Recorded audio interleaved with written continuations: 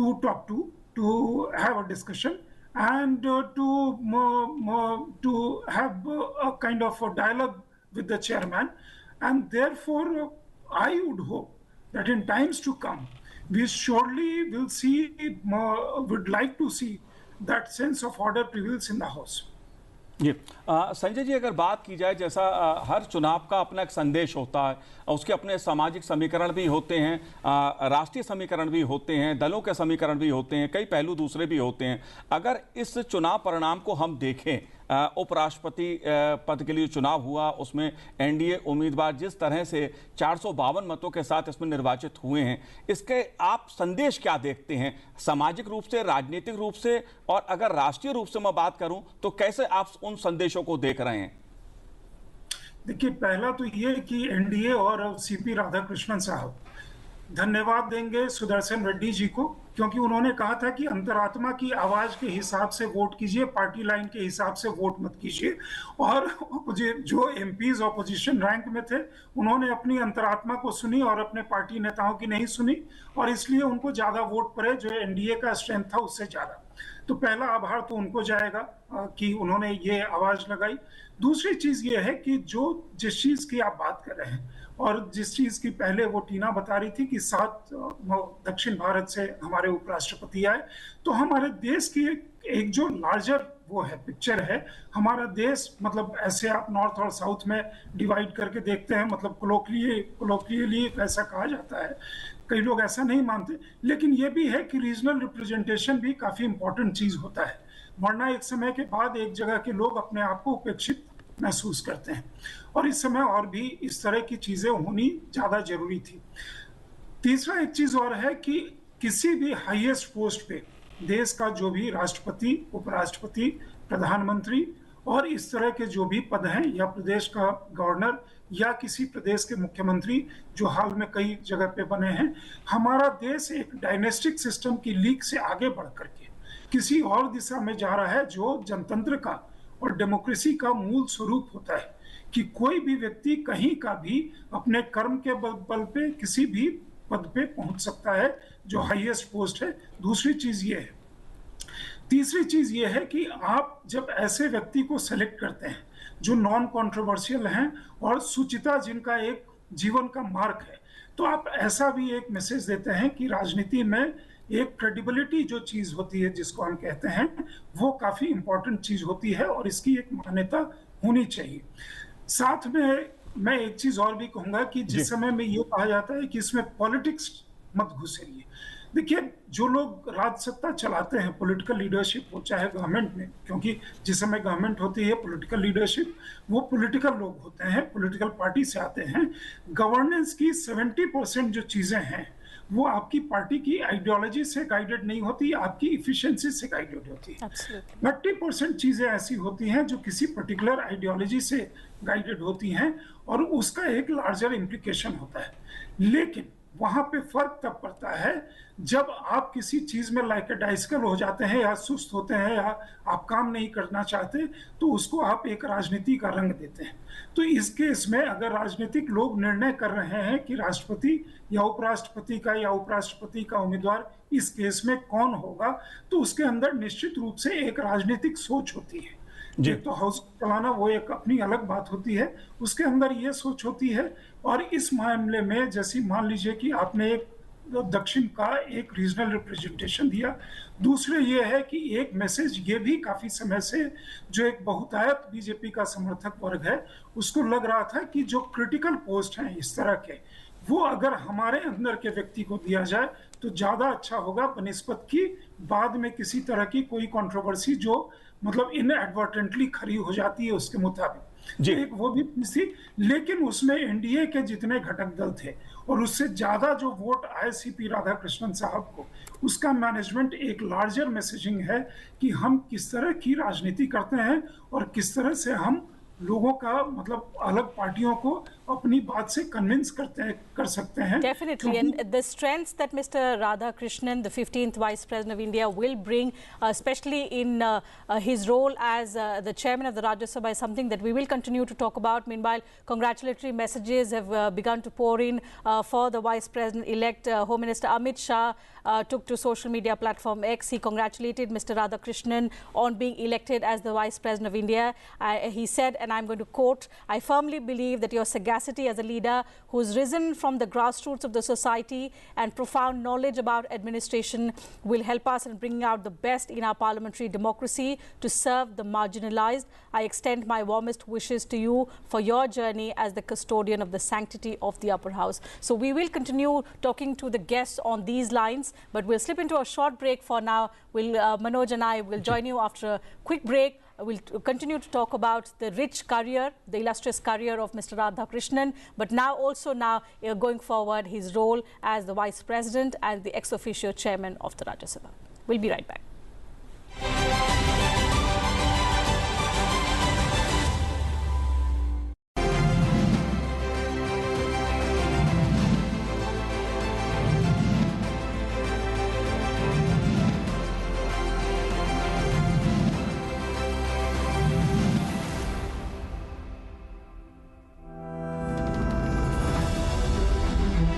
विधायिका और विधायी कार्य अपने में एक महान उत्तरदायित्व के परिचायक हैं। इस उत्तरदायित्व का निर्वाह निर्बाध रूप से तभी किया जा सकता है जब विधायी प्रारूप यानी लेजिस्लेटिव ड्राफ्ट त्रुटिहीन हो।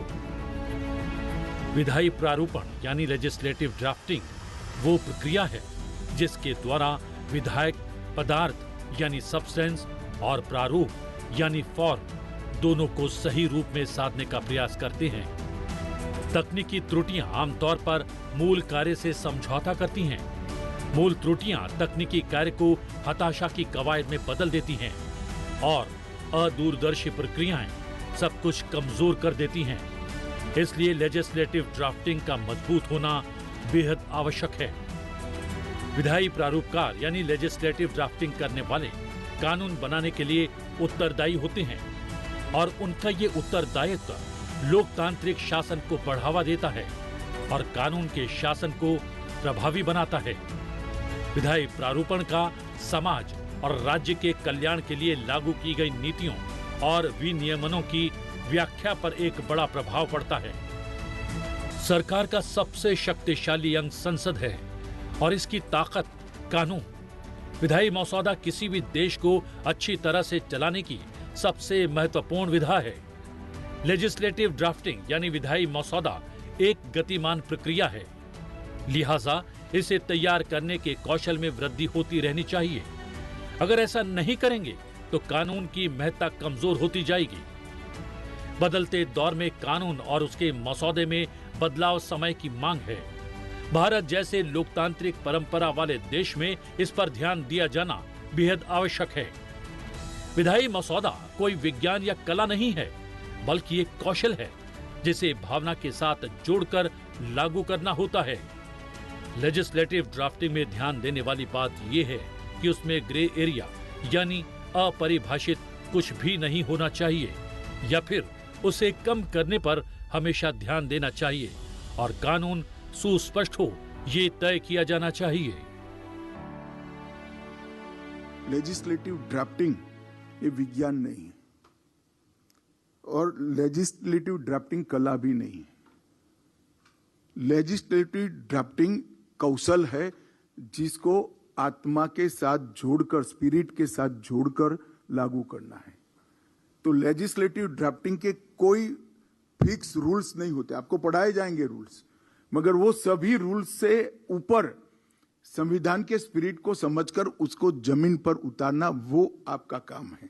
इसके साथ साथ संविधान की स्पिरिट हम तभी समझेंगे जब अच्छी जानकारी संविधान की होगी और ग्रे एरिया को मिनिमाइज करने पर हमेशा ध्यान रखें। बीते 9 सालों में कानून के क्षेत्र में बहुत काम हुआ है।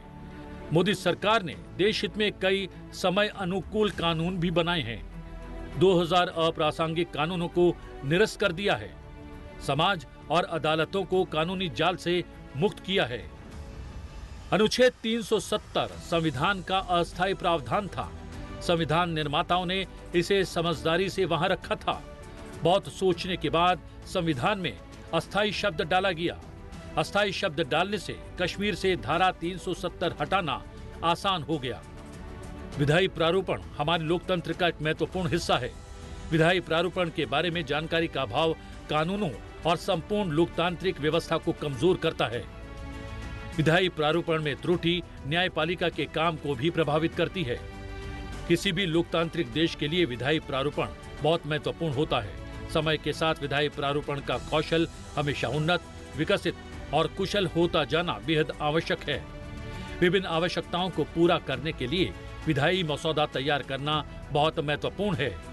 विधायी प्रारूपण किसी भी देश को अच्छे तरीके से चलाने का सबसे महत्वपूर्ण तरीका है। विधायी प्रारूपण विज्ञान या कला नहीं, बल्कि भावना के साथ लागू किए जाने वाला कौशल है। इसका फोकस हमेशा ग्रे क्षेत्रों को कम करने पर होना चाहिए और कानून स्पष्ट होना चाहिए। संसद और जनता की इच्छा को कानून में तब्दील करते समय संविधान, रीति रिवाज, संस्कृति, ऐतिहासिक विरासत, शासन व्यवस्था, समाज, देश के सामाजिक आर्थिक विकास और अंतर्राष्ट्रीय संधियों का ध्यान रखना बेहद जरूरी है। ड्राफ्टमैन की भाषा पर अच्छी पकड़ होनी चाहिए। विधायी प्रारूप में भाषा की भावना को प्रतिबिंबित करना बेहद महत्वपूर्ण है।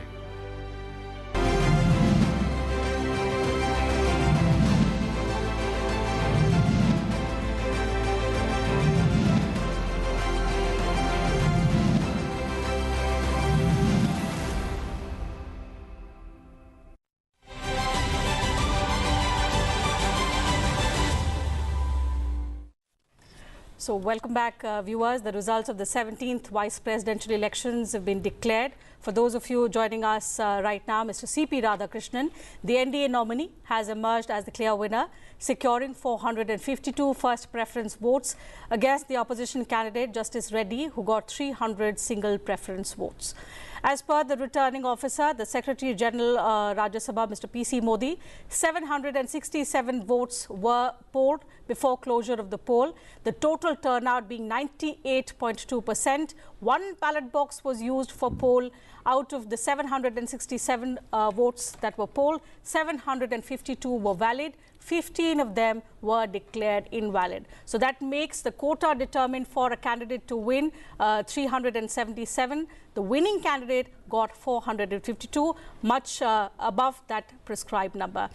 So we will take you through the profile, the illustrious career of Mr. CP Radhakrishnan, who will be the 15th Vice President of India. Joining us, our distinguished guests. So we will be talking about the strengths that he will bring as, as the 15th Vice President, as also the ex-officio Chairman of the Rajya Sabha. But before we introduce you to the guests and begin the conversation, let's listen in very quickly to the returning officer, Mr. PC Mody, what he had to say about the winning candidate and the polls, the votes. Shri B Sudershan Reddy has secured 300 first preference votes and Shri CP Radhakrishnan has secured 452 first preference votes. As the first preference vote secured by Shri CP Radhakrishnan was greater than the requisite quota, in pursuance of provisions contained in Section 11 of the Presidential and Vice Presidential Elections Act 1952, 31 of 1952, read with Rule 35 of the Presidential and Vice Presidential Election Rules 1974, I, PC Mody, the returning officer for the Vice Presidential Election 2025, hereby declare that Shri CP Radhakrishnan, Jal Bhushan Raj Bhavan, Valkeshwar Road, Malabar Hill, Mumbai, has been duly elected to the office of Vice President of India. The result is being sent to the Election Commission of India and the Ministry of Law and Justice as per the extant provisions under Section 12 of the Presidential and Vice Presidential Election Act 1952 and Rule 35 of the Presidential and Vice Presidential Election Rules 1974. Overall, the 17th Vice Presidential election was conducted in a free, fair and orderly manner. I would like to take this opportunity to thank the candidates and their authorized representatives for their cooperation, which facilitated early completion of the proceedings. जाहिर तौर पर उपराष्ट्रपति चुनाव में PC जो मोदी जी हैं, उन्होंने जिस तरह से जानकारी दी कि 452 मतों के साथ जो एनडीए उम्मीदवार थे उन्होंने जीत हासिल की है इस चुनाव में, और जो विपक्ष के उम्मीदवार हैं सुदर्शन रेड्डी, उनको एक तरह से हार का सामना करना पड़ा है। और दोनों ही अगर उम्मीदवारों को देखें तो एक दिलचस्प तस्वीर उभर के आई है वोटों की, उस पर भी हम चर्चा करेंगे। लेकिन आइए सबसे पहले देखते हैं जो एनडीए उम्मीदवार हैं उनका, जो राधाकृष्णन जी हैं, उनका प्रोफाइल किस तरह का रहा है, किस तरह की उनकी जीवन यात्रा रही है, किस तरह से सामाजिक और राजनीतिक क्षेत्र में उन्होंने कार्य किया है। देखिए ये रिपोर्ट। उपराष्ट्रपति पद के लिए चुनाव संपन्न हो चुका है। एनडीए के उम्मीदवार चंद्रपुरम पोन्नुसामी राधाकृष्णन यानी सीपी राधाकृष्णन देश के उपराष्ट्रपति के रूप में निर्वाचित हो चुके हैं। राजनीति में सीपी राधाकृष्णन का अनुभव 4 दशकों से ज्यादा का है। वे महाराष्ट्र, झारखंड, तेलंगाना के राज्यपाल और पुडुचेरी के उपराज्यपाल रह चुके हैं। 4 मई 1957 को तमिलनाडु के तिरुपुर में जन्मे श्री राधाकृष्णन ने बिजनेस एडमिनिस्ट्रेशन में स्नातक की उपाधि प्राप्त की है। वे आरएसएस के स्वयंसेवक रहे हैं। उन्होंने अपनी राजनीतिक यात्रा की शुरुआत 1974 में की और भारतीय जनसंघ की राज्य कार्यकारिणी के सदस्य बने। 1998 में वे पहली बार कोयम्बटूर से लोकसभा के लिए चुने गए। 1999 में वे दोबारा लोकसभा के लिए चुने गए। सांसद के रूप में अपने कार्यकाल के दौरान उन्होंने कपड़ा संबंधी संसदीय स्थायी समिति के अध्यक्ष के रूप में कार्य किया। वे सार्वजनिक क्षेत्र के उपक्रमों संबंधी संसदीय समिति और वित्त संबंधी परामर्शदात्री समिति के सदस्य भी रहे। उन्हें स्टॉक एक्सचेंज घोटाले की जांच करने वाली संसदीय विशेष समिति का सदस्य भी बनाया गया। 2004 में उन्होंने संसदीय प्रतिनिधि मंडल के सदस्य के रूप में संयुक्त राष्ट्र महासभा को संबोधित किया था। 2004 से 2007 के बीच श्री राधाकृष्णन तमिलनाडु भाजपा के प्रदेश अध्यक्ष रहे। इस पद पर रहते हुए उन्होंने 19,000 किलोमीटर की रथ यात्रा की, जो 93 दिनों तक चली। इस यात्रा के दौरान उन्होंने सभी भारतीय नदियों को जोड़ने, आतंकवाद के उन्मूलन, समान नागरिक संहिता लागू करने, अस्पृश्यता निवारण और नशीले पदार्थों के खतरे से निपटने जैसे कई मुद्दे जनता के बीच रखे। उन्होंने विभिन्न उद्देश्यों के लिए 2 और पदयात्राओं का नेतृत्व भी किया। 2016 में श्री राधाकृष्णन कोच्चि स्थित कॉयर बोर्ड के अध्यक्ष नियुक्त किए गए और 4 वर्षों तक वह इस पद पर रहे। उनके नेतृत्व में भारत से कॉयर निर्यात 2532 करोड़ रुपए के सर्वकालिक उच्च स्तर पर पहुंच गया। 2020 से 2022 तक वे केरल भाजपा के अखिल भारतीय प्रभारी रहे। चंद्रपुरम पोन्नुसामी राधाकृष्णन एक उत्साही खिलाड़ी भी रह चुके हैं। वे कॉलेज स्तर पर टेबल टेनिस में चैंपियन थे। इसके साथ ही वे लंबी दूरी के धावक भी थे। उन्हें क्रिकेट और वॉलीबॉल का भी शौक था। चंद्रपुरम पोन्नुसामी राधाकृष्णन 20 से ज्यादा देशों की यात्राएं कर चुके हैं। So the man with such an illustrious career will now be the 15th Vice President of India, the ex-officio chairman of the Rajya Sabha, to talk about the strengths that he brings with him and how he will face the proceedings in the Rajya Sabha now as the presiding officer. I'm joined by an illustrious panel. Let me introduce the guests to you. Mr. Praful Ketkar, editor, organizer, Mr. PK Malhotra, former Law Secretary, Government of India, Professor Sunil Chaudhary, he's Professor of Political Science, Delhi University. All 3 guests joining us virtually. Gentlemen, thank you very much for your time. Mr. Ketkar, let me begin the conversation with you. The first word on the outcome of the vice presidential election. Of course, it was on expected lines, but the winning margin is something that the NDA also wouldn't have expected. Oh, certainly. In fact, when the voting was over and the way opposition, election managers talked about the 100% voting and 315 votes from the opposition side. So that time it was expected that at least those numbers will be secured. But what has happened finally is, and NDA on the other hand was expecting somewhere around, besides its own 411 or 13, up to 425 with CP Reddy coming in. Right. But NDA candidate getting 452 is a very, very remarkable number. Again, it shows when it comes to the election management, when it comes to marking person to person, BJP-led NDA has, mastered the art.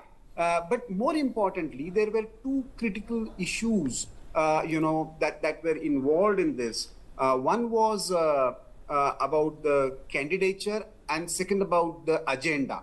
And on both these fronts, I think now opposition will have to rethink whether they want to. And obviously, the agenda of vote-cherry would not apply here simply because it was a ballot paper vote, neither EVM nor a kind of electoral rolls that opposition has been talking about. So that is another lesson for opposition, perhaps. Certainly. And Manoj, before we begin conversations with the other two guests, let me inform our viewers that congratulatory messages for the winning candidate, the Vice President-elect, Mr. CP Radhakrishnan, have begun to pour in.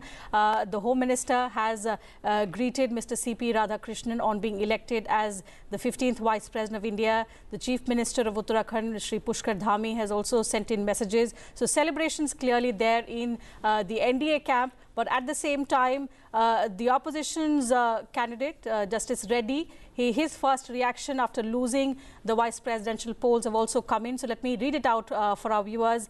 On social media, he said that he humbly accepts the result with abiding faith in democratic processes of the great republic. जी टीना, आप अगला सवाल पूछें उससे पहले प्रफुल्ल जी मैं आपसे ये जानना चाहता हूं, आपने उम्मीदवारी की बात की, अगर हम बात करें सीपी राधाकृष्णन जी की, तो भारतीय जनसंघ से सफर शुरू किया था, भारतीय जनता पार्टी में उनकी यात्रा आगे बढ़ती है, राष्ट्रीय स्वयंसेवक संघ के वो बचपन से ही जुड़े रहे, कार्यकर्ता स्वयंसेवक रहे। आप इस सफर को कैसे देखते हैं कि भारतीय जनसंघ से लेकर भारतीय जनता पार्टी, नीचे से आए हुए कार्यकर्ता का एक संदेश भारतीय जनता पार्टी ने दिया है, इसको कैसे देखते हैं आप? क्या और पहलू हैं इसके, क्या संदेश है इसका? देखिए मनोज जी, उसी संदर्भ में मैंने कहा था कि कैंडिडेचर ये बहुत मायने रखता है सीपी राधाकृष्णन जी का, क्योंकि तिरुपुर जैसे छोटे से गांव से आते हैं। तिरुपुर सिंबॉलिकली भी महत्वपूर्ण है क्योंकि गारमेंट का हब है, भारत का सबसे बड़ा गारमेंट का एक्सपोर्टिंग हब तिरुपुर रहा है, वहां से सीपी राधाकृष्णन आते हैं। कॉयर इंडस्ट्रीज का जो सेंट्रल गवर्नमेंट का एसोसिएशन है उसके चेयरमैन रहे हैं। और ऐसे में जब हम ये देखते हैं कि सीपी राधाकृष्णन जो 16वें साल में संघ के स्वयंसेवक बनते हैं, उसके बाद जनसंघ का ज्वाइन करते हैं, उसके बाद भारतीय जनता पार्टी जनसंघ के प्रदेश कार्यकारिणी में आते हैं, जनता पार्टी और इमरजेंसी के खिलाफ एक आंदोलन लड़ते हैं, और भारतीय जनता पार्टी बनने के बाद अटल जी के दक्षिण भारत के सबसे विश्वस्त एक कार्यकर्ता के नाते वो ग्रूम होते हैं। जैसे अटल जी को कहा जाता था वैसे दक्षिण भारत में इनको अजात शत्रु कहा जाता था, सबके साथ अच्छे संबंध, बहुत ही मृदु स्वभावी राधाकृष्णन। और ऐसे में कोयम्बटूर जैसी सीट पर, एक प्रेस्टिजियस सीट मानी जाती है, 98, 99 में एक अच्छे मार्जिन के साथ जीतकर भी आते हैं और अपने काम से एक अपना प्रभाव भी इस क्षेत्र में निर्माण करते हैं। फिर उनका प्रदेश के अध्यक्ष के नाते, राज्यपाल के नाते जो एक सफर रहा है, मैं मानता हूं कि ये दिखाता है कि हमारी कॉन्स्टिट्यूशनल डेमोक्रेसी और इंटर पार्टी डेमोक्रेसी, इन दोनों का यदि कोई एक सिंबल इस रूप में यदि हम देख सकते हैं तो सीपी राधाकृष्णन को देख। जी, जाहिर सी बात है कि बीजेपी ने एक संदेश ये भी दिया सीपी राधाकृष्णन के जरिए कि बीजेपी के भीतर एक साधारण कार्यकर्ता किस तरह से अपने राजनीतिक सफर को आगे बढ़ाता है और एक विभिन्न पदों पर होते हुए कैसे देश के उपराष्ट्रपति पद तक वो पहुंचता है। टीना, ये साफ दिखा था। Absolutely, and I think going forward, because the Vice President is also the ex officio chairman of the Rajya Sabha, there are huge expectations in terms of how he will preside over the upper house of Parliament, which is known as the House of Elders. Let me go across to Mr. PK Malhotra, former law secretary, and in that context, Mr. Malhotra, now that Mr. CP Radhakrishnan, we spoke about his illustrious career. He's been a two-term member of Parliament. He's been governors of several states, and a little while ago, we were also discussing that even as governor, when he took over as governor of Jharkhand, what set his term apart was that in the first 4 months, he happened to travel across all districts of Jharkhand. So, of course, in addition to the experience, he has that affable nature. He is also known as a no-confrontational leader, somebody who will now be the Rajya Sabha chairman as well. What are the procedural expectations from a man like Mr. Radhakrishnan, who will now be the chairman of the Rajya Sabha, conducting proceedings in a house which of late is seeing a lot of disruptions and adjournments?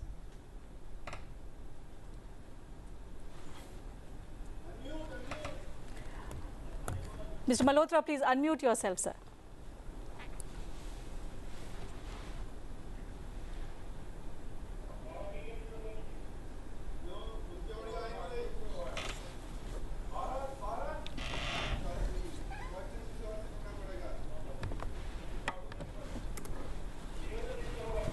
We seem to be facing some audio problem in connecting with Mr. Malhotra. While we try and fix that, let me go across to Professor Sunil Chaudhary. Professor Chaudhary, thanks for joining us. How do you look at this outcome? Of course, it was expected, but more than the test in numbers, it's about the NDA strategy and the seamless execution in getting the candidate of their choice elected to the second highest constitutional post of the country.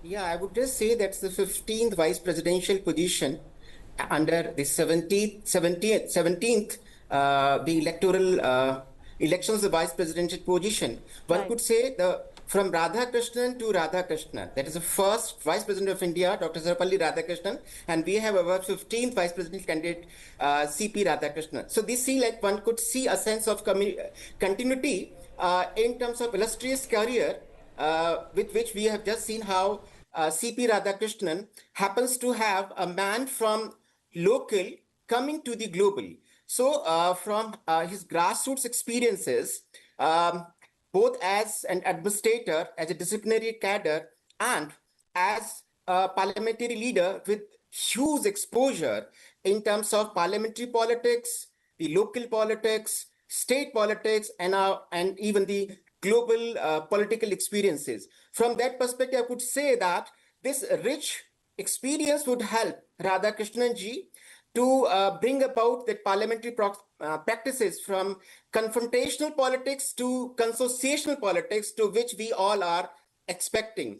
Secondly, one could also see that how a grassroots man has come at the helm of affairs. His rich experience as governor of, say, Jharkhand or Puducherry or even the Maharashtra would actually make him a good administrator with rich administrative acumen, which will also help him out in reaching out to the opposition, because the opposition has always seen vice presidential candidate as the chairperson who is more to politics and less to administration. But this rich experience would, I hope, that would try to bring about a balance between the treasury benches and the opposition.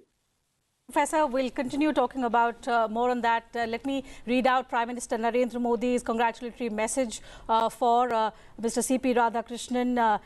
He says in his message, congratulations to Thiru CP Radhakrishnan ji on winning the 2025 vice presidential election. His life has always been devoted to serving society and empowering the poor and the marginalized.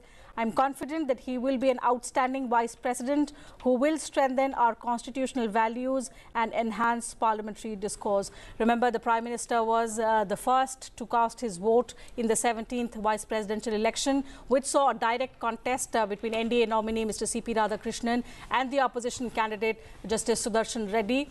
Clearly, the results indicate a huge winning margin, something that the NDA also did not expect. They expect their number stacked up somewhere around 425, but 452 indicates that voting across party lines and cross voting has also happened in his favor, which of course gives NDA a significant boost. Let me go back to Mr. Malhotra. I tried asking him about the rich experience, the strengths that Mr. Radhakrishnan brings along with him. How do you see it adding value and strengthening his additional role as the ex officio chairman of the Rajya Sabha in conducting the proceedings of the House of Elders? Mr. Malhotra, you'll have to unmute yourself, sir, if you can hear me.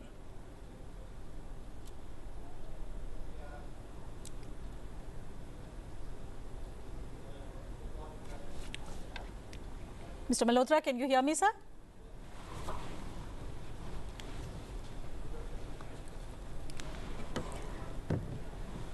So still facing audio issues with Mr. Malhotra. Meanwhile, the Congress president has also tweeted for Mr. CP Radhakrishnan. He says, "We hope the vice president-elect will uphold the highest ethos of parliamentary traditions, ensuring equal space for the opposition." So that's something which related to which I was throwing up a question to Mr. Malhotra. It seems we're still facing a connection problem with him. Mr. Ketkar, I'll take that question to you because given the affable nature and the no controversy career that Mr. Radhakrishnan has had, I was reading that he is fondly referred to as the Vajpayee of Coimbatore because of his affable nature and his ability to build consensus, reach out to leaders across party lines. How do you see that enabling his role as the chairman of Rajya Sabha? See, Tina, Rajya Sabha is the place where one expects more a seasoned and more matured debates. Secondly, because you don't have Rajya Sabha has always seen for last few decades a very fractured kind of composition. So the party that is having majority in Lok Sabha need not always have. Though NDA is a little bit comfortable in last few years, there I think the role of the vice president, who is also the president of or chairman of the upper house, becomes very important because most of the matters that are related to the federal in nature, where states are also involved, there you need right voices to get representation, and that is how the role of a Rajya Sabha chairperson becomes very, very critical.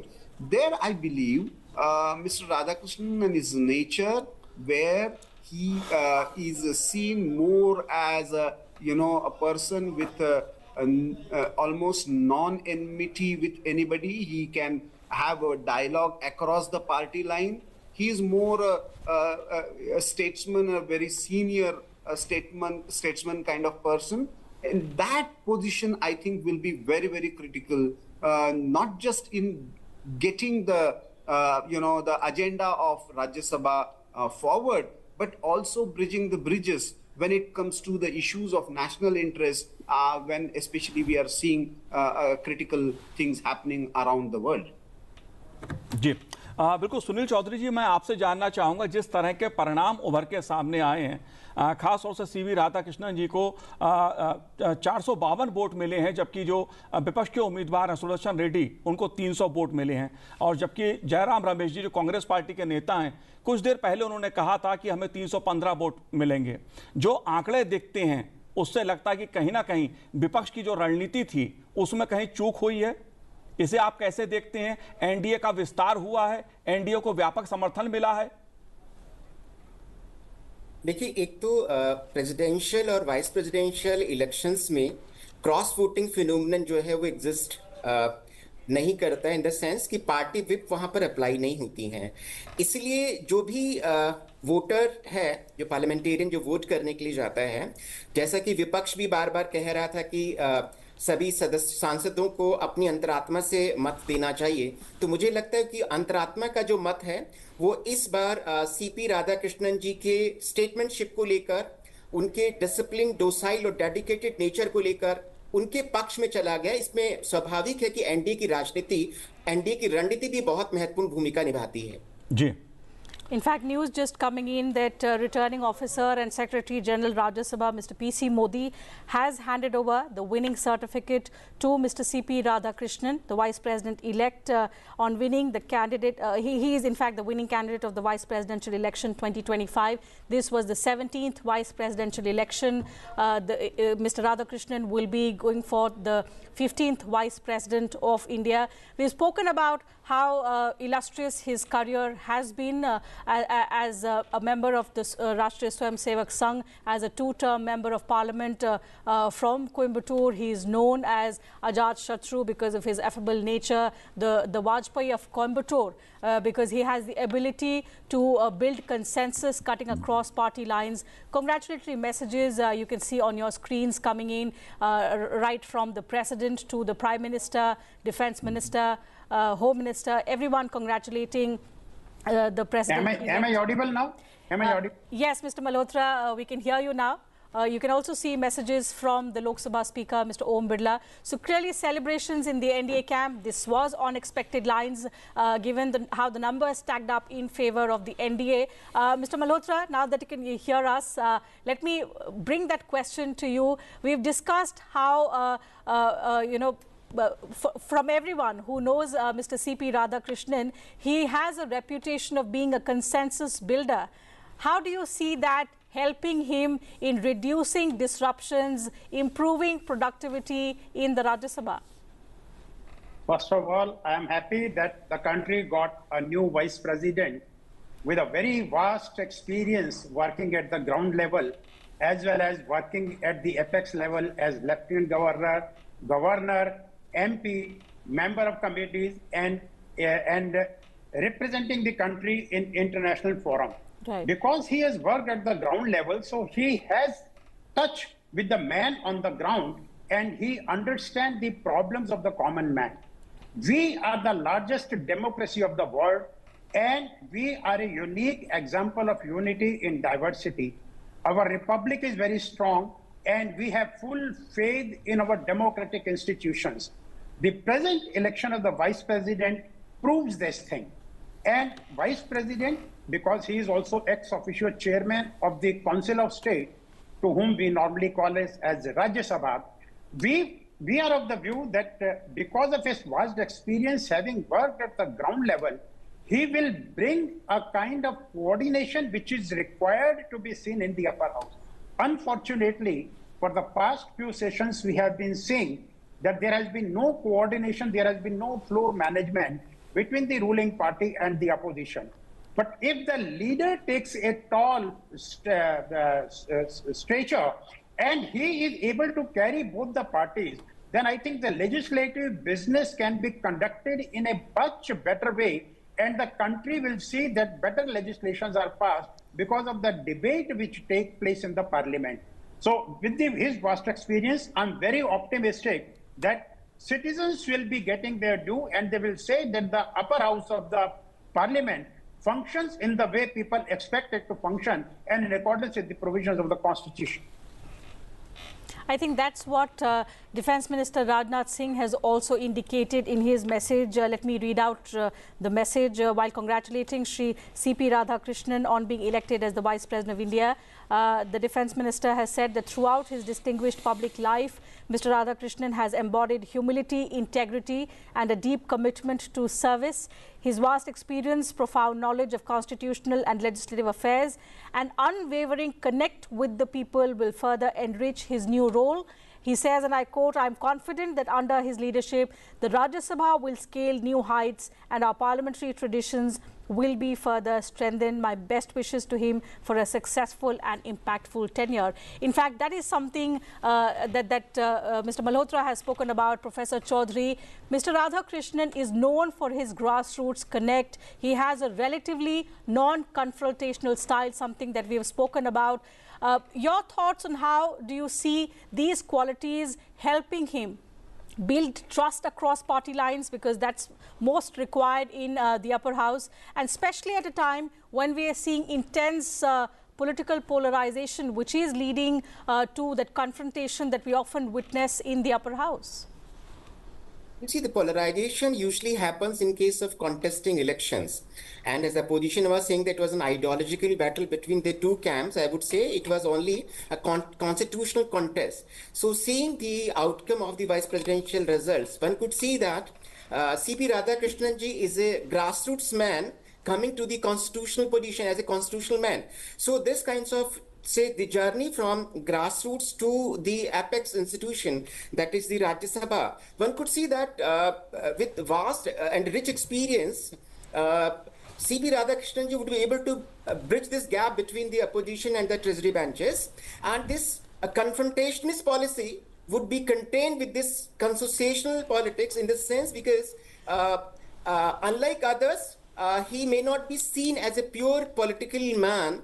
He's a man of administration. I would say that he is not merely a Sashak, but also an Anusashak and a Prashashak. His rich experience as a governor, lieutenant governor, as a member of parliamentary committees, and a member of UN delegation, even UN delegation to Indian delegation to United Nations General Assembly, even to the delegation to Taiwan, and his expertise in handling critical cases, whether it is in the context of the coil board export or in terms of these scams, some scams in the parliamentary transactions in the business. So from that perspective, one could see that Radhakrishnan ji was able to handle all these delicate and critical issues in a very amicable manner. So without showing any biases, one could see his role as the vice president as well as the chairman of the House of Elders.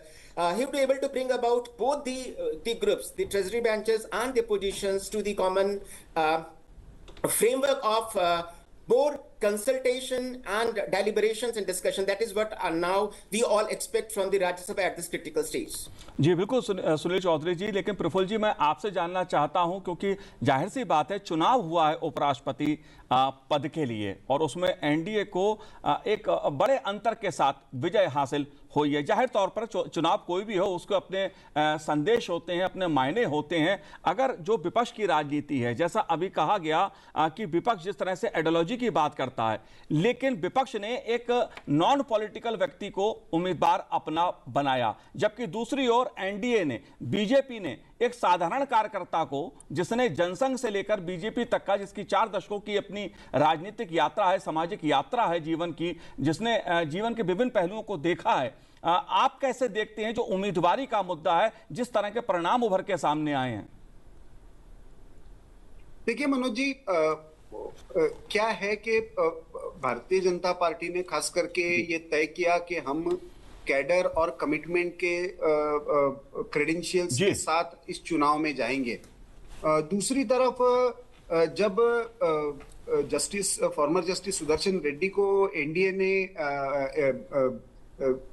UPA या आज का जो India alliance है उसने जब candidature दिया, तो उन्होंने इसको एक तरीके से हमेशा का उनका जो प्लैंक है, लोकतंत्र को बचाना, संविधान की लड़ाई, इस प्लैंक पर ये किया। लेकिन हुआ क्या इसमें कि एक तरफ सीपी राधाकृष्णन, जिनका पॉलिटिकल सबके साथ अच्छा संबंध रहा है, संवाद रहा है, वो मिलते गए, लोगों से संवाद करते गए और एक तरीके का मैसेज उनका ये था कि राज्यसभा का कामकाज संवैधानिक पद्धति से, राज्यसभा के नियमों से ठीक चलेगा, इसके लिए मैं प्रयत्नरत रहूंगा। दूसरी तरफ विचारधारा की लड़ाई की बात करते हुए जस्टिस सुदर्शन रेड्डी के संदर्भ में 2 बातें जो चर्चा में आई जी। एक, उनके दिए हुए जजमेंट्स, वो चर्चा में आने चाहिए नहीं आने चाहिए, इस पर विवाद हो सकता है, लेकिन खास करके साल्वाजुदुम को लेकर उनका जो जजमेंट आया था वो, और दूसरा कल उनका लालू प्रसाद यादव से मिलना। ये 2 बातें जो चर्चा में आई, तो एक होता है, एक तो गिवन पोजीशन होती है कि भाई ठीक है, हमको पता है किसकी स्ट्रेंथ कितनी है, लेकिन उसमें भी जो ऑप्टिक्स होते हैं, what kind of message you want to convey. तो मुझे लगता है कि जो कांग्रेस के नेतृत्व में इंडिया अलायंस रहा, वो इसमें कोई कद्दावर कांग्रेस नेता को उतारकर या कोई अपने विचारों के आधार पर उतारकर इसमें से एक अपना आइडियोलॉजिकल मैसेज दे सकता था कि what kind of alternative we want to propose, जो उसमें पूरी तरह से फेल हुए। एक नॉन पॉलिटिकल पर्सन, फॉर्मर जज लाकर, और जिनके जजमेंट्स के बारे में अनावश्यक चर्चा हो सकती है अब, या उन्होंने जैसे कहा कि क्या संवैधानिक मामले में जो स्वाभाविक रूप से प्रश्न है, और कल कुछ जजेस ने एक चिट्ठी भी जो सार्वजनिक की कि भाई जो जिन कोर्ट ने जिनको कन्विक्ट किया है, ऐसे व्यक्ति को मिलकर ये क्या संदेश देना चाह रहे हैं। तो मुझे लगता है कि अंततः ये प्रश्न उनको कहीं ना कहीं हॉन्ट करता रहा, और जो जिस विचारधारा की लड़ाई की बात करते वो करके उन्होंने अपने कैंपेन की शुरुआत की थी, वो विचारधारा की लड़ाई, एक तरफ नक्सलवाद और दूसरी तरफ भ्रष्टाचार, इन दो मुद्दों पर आकर टिकी। प्रफुल्ल जी, हम विपक्ष की रणनीति को समझने की कोशिश कर रहे हैं, क्योंकि एनडीए ने तो संदेश दे दिया कि किस तरह से उसका एक व्यापक आधार देखने को मिल रहा है, जो परिणाम उभर के सामने आए। लेकिन जो विपक्षी खेमा है, जिसमें अगर बीजेडी की मैं बात करूं, टीआरएस बीआरएस की बात अगर की जाए, तो इन दलों ने मतदान से दूरी बनाए रखी। इसके पीछे क्या वजह देखते हैं, क्या कारण देखते हैं आप? नहीं, इनको देखिए, ऐसा है कि उनको अभी बीजेपी वहां पे स्पेस ऑक्यूपाई कर रही है, कांग्रेस लगभग वहां से, चाहे उड़ीसा हो चाहे वो, तो ऐसे में उनकी मेन लड़ाई जो है वो अभी आने वाले समय में बीजेपी के साथ है। ऐसे में वो ओपनली बीजेपी के साथ नहीं जा सकते, लेकिन स्ट्रेटेजिकली उनको कांग्रेस के साथ जाना में, क्योंकि वो एंटी कांग्रेसिज्म से आए हुए दल है। ऐसे में कांग्रेस के पास बहुत अच्छा ऑप्शन था कि वो एक नए तरीके का संवाद सबको साथ में लेने का प्रस्तावित कर सकते थे। वही वाईएसआर रेड्डी वाले कांग्रेस के साथ भी हुआ, क्योंकि उनके पास अच्छे खासे वोट्स थे। एआईडीएम के जैसी पार्टी के साथ ये हो सकता था राज्यसभा में उनके पास। तो मुझे लगता है कि एक जो इंडिया अलायंस के दायरे को थोड़ा सा एंटी बीजेपी फ्लैंक पर बड़ा करने का जो एक मौका था, वो कांग्रेस ने गवा दिया है जी। और कितना ये अलायंस अपोजिशन का फ्रजाइल है, वो कुछ इश्यूज को लेकर आता है, लेकिन वो इलेक्शन कमीशन को टारगेट करते हुए, ईवीएम को टारगेट करते हुए, इलेक्टोरल रोल्स को टारगेट करते हुए नहीं चलेगा। किसी ठोस वैचारिक मुद्दे के आधार पर इनको लोगों के सामने अपने विचार लेकर जाने होंगे, और उसके लिए एक रणनीति भी अलग अलग प्रदेशों के राजनीतिक दलों के साथ बनानी पड़ेगी। या फिर से एक बार मैसेज इस उपराष्ट्रपति पद के चुनाव ने दिया है। Certainly. How will this outcome and the results of the vice presidential election impact the opposition strategy, especially inside the Rajya Sabha going forward, is something that we will take across to Professor Chaudhary as well. But Mr. Malhotra, let me also take in the opportunity to understand from you the fact that the 15th vice president has now been elected. He will take over as Rajya Sabha chairman at a time when we are seeing significant and repeated disruptions. The just concluded monsoon session of Parliament saw less than 50% productivity.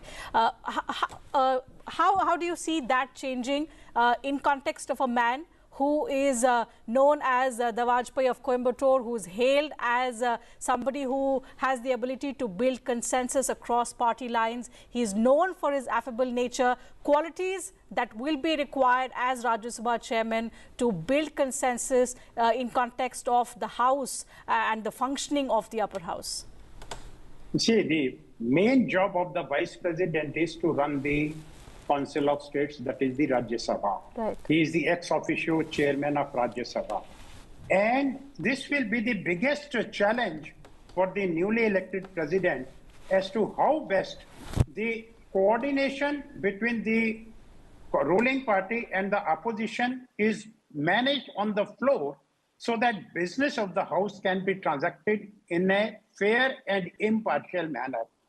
As we normally in respect of justice we say, justice should not only be done, it should be seen to have been done.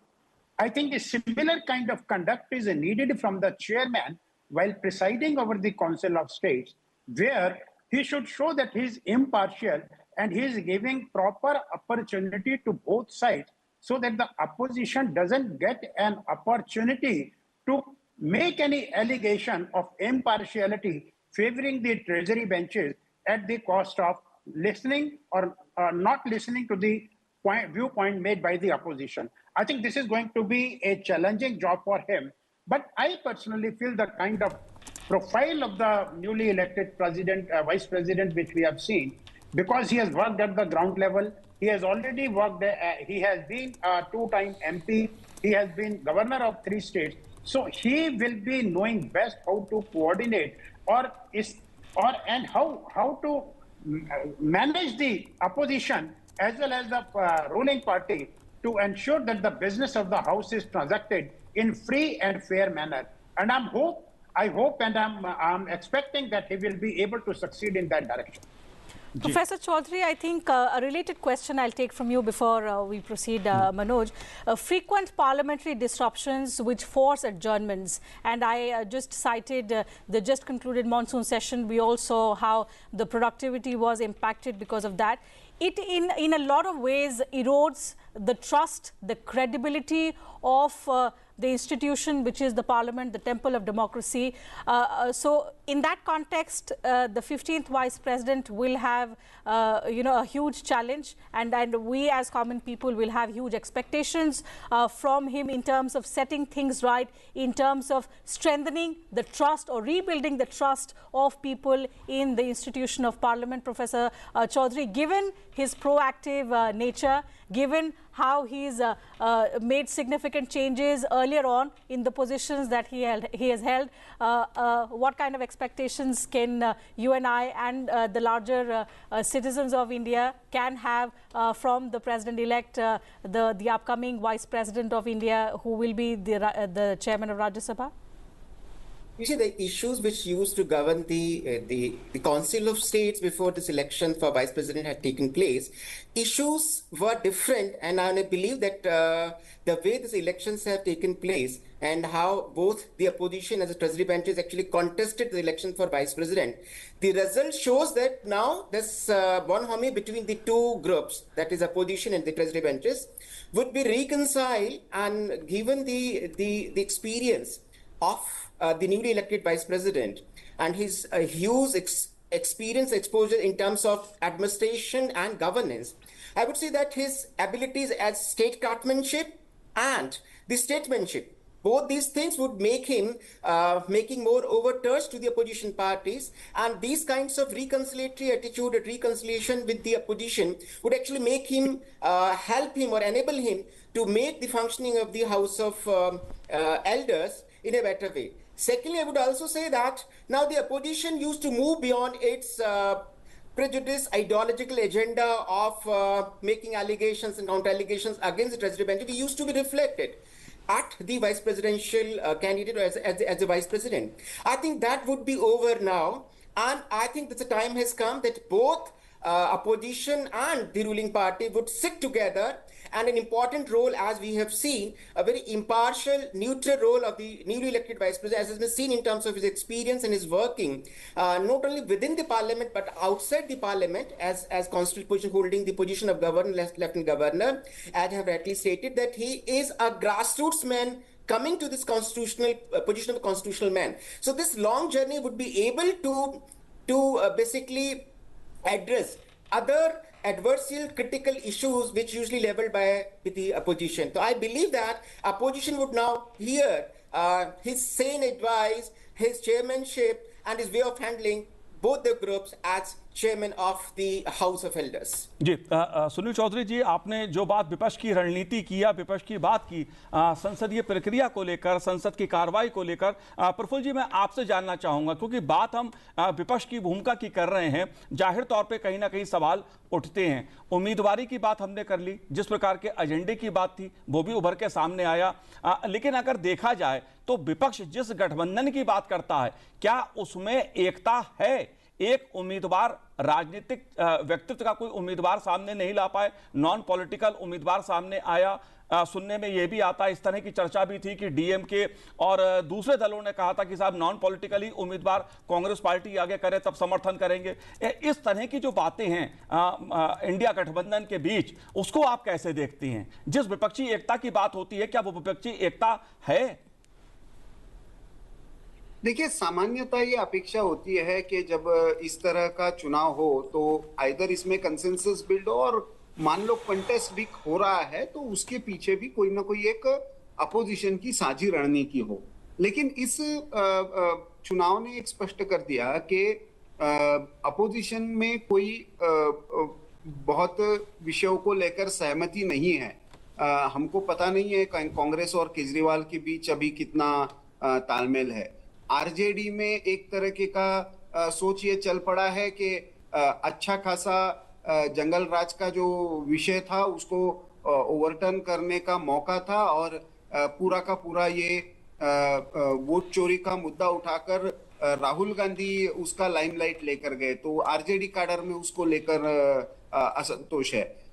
Samajwadi party और कांग्रेस का हमेशा से ये रहा है, लेकिन इस बार जो था वो दक्षिण में बहुत ज्यादा कांग्रेस को प्रेशर था, क्योंकि एक जमाने में दक्षिण ये कांग्रेस का गढ़ रहा है और बीजेपी के लिए हमेशा से दक्षिण से ये सीपी राधाकृष्णन जी तमिलनाडु से आना, वाइस प्रेसिडेंशियल उनको कैंडिडेचर मिलना और वो इतनी मेजॉरिटी से जीत कर आना, इसका एक ज्योग्राफिकल और पॉलिटिकल मैसेज बीजेपी ने एक तरफ सक्सेसफुली रूलिंग अलायंस ने दिया है।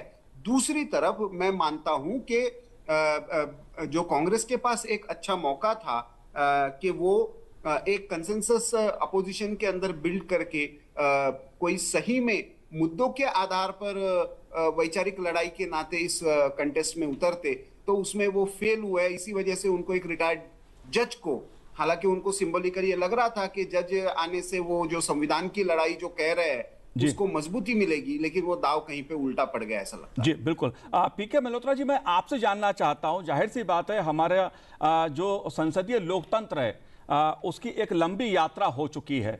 बात चाहे उपराष्ट्रपति चुनाव की हो या किसी और चुनाव की बात हो, देश ने दिखाया है कि किस तरह से वो लोकतांत्रिक ढंग से इन पदों पर चुनाव करता है। मैं आपसे जानना चाहता हूं, जो हमारी एक विरासत रही है संसदीय लोकतंत्र की, उसको आप कैसे देखते हैं जब इस तरह से दलों की भागीदारी के साथ चुनाव होता है, मतदान होता है और एक संदेश लोकतंत्र के लिए जाता है, मतदान की दृष्टि से भी एक महत्वपूर्ण संदेश जाता है। इसको आप कैसे देखते हैं संसदीय लोकतंत्र की दृष्टि से? देखिए, इस चुनाव के बाद जो राजनीतिक स्थिति उभर कर सामने आई है उसके ऊपर प्रफुल्ल जी ने बहुत अच्छा एनालिसिस कर दिया है जी। लेकिन अगर हम संवैधानिक प्रावधानों की बात करें और लोकतंत्र की बात करें जी, तो मैं समझता हूं कि हमारे देश ने पूरे वर्ल्ड के सामने एक ऐसा उदाहरण पेश किया है कि चाहे वो लोकसभा के चुनाव हो, राज्यसभा के चुनाव हो, राष्ट्रपति का चुनाव हो, उपराष्ट्रपति का चुनाव हो, हमारे यहाँ वो कैपेबिलिटी है और इस तरह के लोग हैं कि एक जमीन से उठा हुआ आदमी भी हमारे देश में उच्चतम पद पर जा सकता है और वहां बैठकर संविधान के अनुसार अपना कार्य कर सकता है। और इस बात को लेकर के जो कैंडिडेट का सिलेक्शन किया गया उसको लेकर मैं ये कहूंगा कि शायद एनडीए का जो फ्लोर मैनेजमेंट या कैंडिडेट सिलेक्शन की जो दृष्टि थी वो प्रोबेबली ज्यादा दूरदृष्टि थी as compare to candidate of India alliance. शायद उन्होंने बहुत सारे ऐसे पॉइंट थे जो मिस कर दिए होंगे, जिसकी वजह से कुछ एक वोट जो थे, जितना कि एनडीए ने सोचा था उनसे ज्यादा उनको वोट मिल गए और दो पार्टियों को उसके लिए जो था, दो पार्टियों ने इसका वोटिंग में पार्टिसिपेशन नहीं भी लिया। अगर मैं पॉलिटिकल एंगल को एक तरफ छोड़ दूं, पॉलिटिक्स की या राजनीति की बात नहीं करूं, केवल संवैधानिक संस्थानों की बात करूं, तो मेरा मानना यह है कि हमारी संवैधानिक संस्थाएं कॉन्स्टिट्यूशन के हिसाब से चल रही हैं और इसलिए हमारी डेमोक्रेसी को वर्ल्ड ओवर एम्पेरिशिएट भी किया जाता है और हमारे जो कायदे कानून हैं उसको दूसरे देश फॉलो भी करते हैं। इसके लिए मैं फिर से ये कहना चाहूंगा कि मैं एक और भी कार्यक्रम देख रहा था, उसमें भी ये बात कही और मैं उसी को दोहराना चाहूंगा। जब हमारे कॉन्स्टिट्यूशन असेंबली में डिबेट चल रही थी और कॉन्स्टिट्यूशन को अडॉप्ट करना था, तो डॉक्टर अंबेडकर जो कि हमारे इसके प्रेसिडेंट थे ड्राफ्टिंग कमेटी का, उनका ये कहना था कि हमारा संविधान कैसा है ये इससे कोई मतलब फर्क नहीं पड़ता, लेकिन उस संविधान को लागू करने वाले लोग कैसे हैं, वो इस तरह से इसको इंप्लीमेंट करते हैं, वो किस तरह से कार्य करते हैं, उनकी कार्यशैली पर संविधान की सक्सेसफुल जो है वो डिपेंड करती है। तो मैं समझता हूं हमने अपनी कार्यप्रणाली से इस बात को शो कर दिया, इसको जनता को बता दिया है और पूरे विश्व को बता दिया है कि हम संवैधानिक पहलुओं को ध्यान में रखते हुए छोटे से छोटे व्यक्ति को भी ऊंचे से ऊंचे पद पर कार्य करने का अवसर दे सकते हैं। Clearly, and I think that reinforces the strength of a mature democracy that India has become today. Before I, get in a perspective from Professor Chaudhary on that, let me read out Lok Sabha Speaker Mr. Om Birla's congratulatory message to the Vice President-elect, Mr. CP Radhakrishnan. In a social media message, the Lok Sabha Speaker has said, and I quote, Bharat के उपराष्ट्रपति के रूप में निर्वाचित होने पर Shri CP Radhakrishnan जी को हार्दिक बधाई।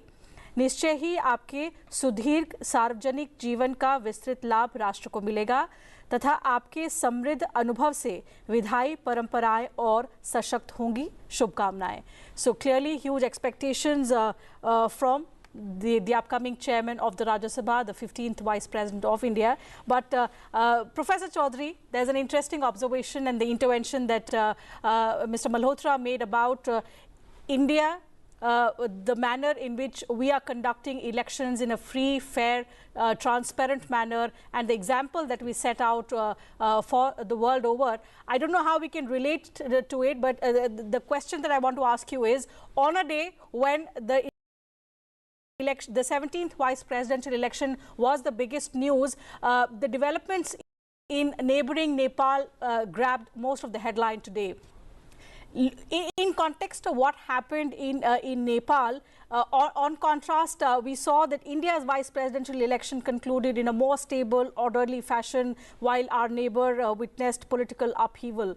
In terms of the strength of democratic institutions in both the countries, how do you see this contrast? And additionally, do you think it's moments like these that reinforce India's image as a mature democracy, not just in the neighborhood, but for the world over? Of course, because ours is a constitutional democracy, and constitutional democracy functions on the principle of working of institutions in more autonomous, transparent and accountable manner. This is a unique feature, and one could see that the neighboring countries may have partially or fully showing their adoption to the constitutional polity. But constitutional polity has actually broadly failed in our neighborhood. One could see the experiences from Pakistan or Bangladesh or previously in Sri Lanka and now in Nepal. We can also go to the West Asian countries where one could see that constitutional institutions are not in a functioning capacity. One could also see most of the African countries where constitutional democracy, they are still aspiring to follow India as an example of a successful constitutional democracy. So from that perspective, when we say, as Baba Sahib has rightly stated, the success of the constitution, the constitutional institutions depends upon those who actually execute these constitutional institutions in the most efficient, accountable and transparent manner. And that shows that our strength has reflected through the working of institutions. And the parliament is one of the most important institutions, both Lok Sabha and the Rajya Sabha and the elections of the vice president, which have recently been completed, shows that the very peaceful, transparent manner where both the opposition and the ruling parties contested elections. I would again say it was not ideological battle.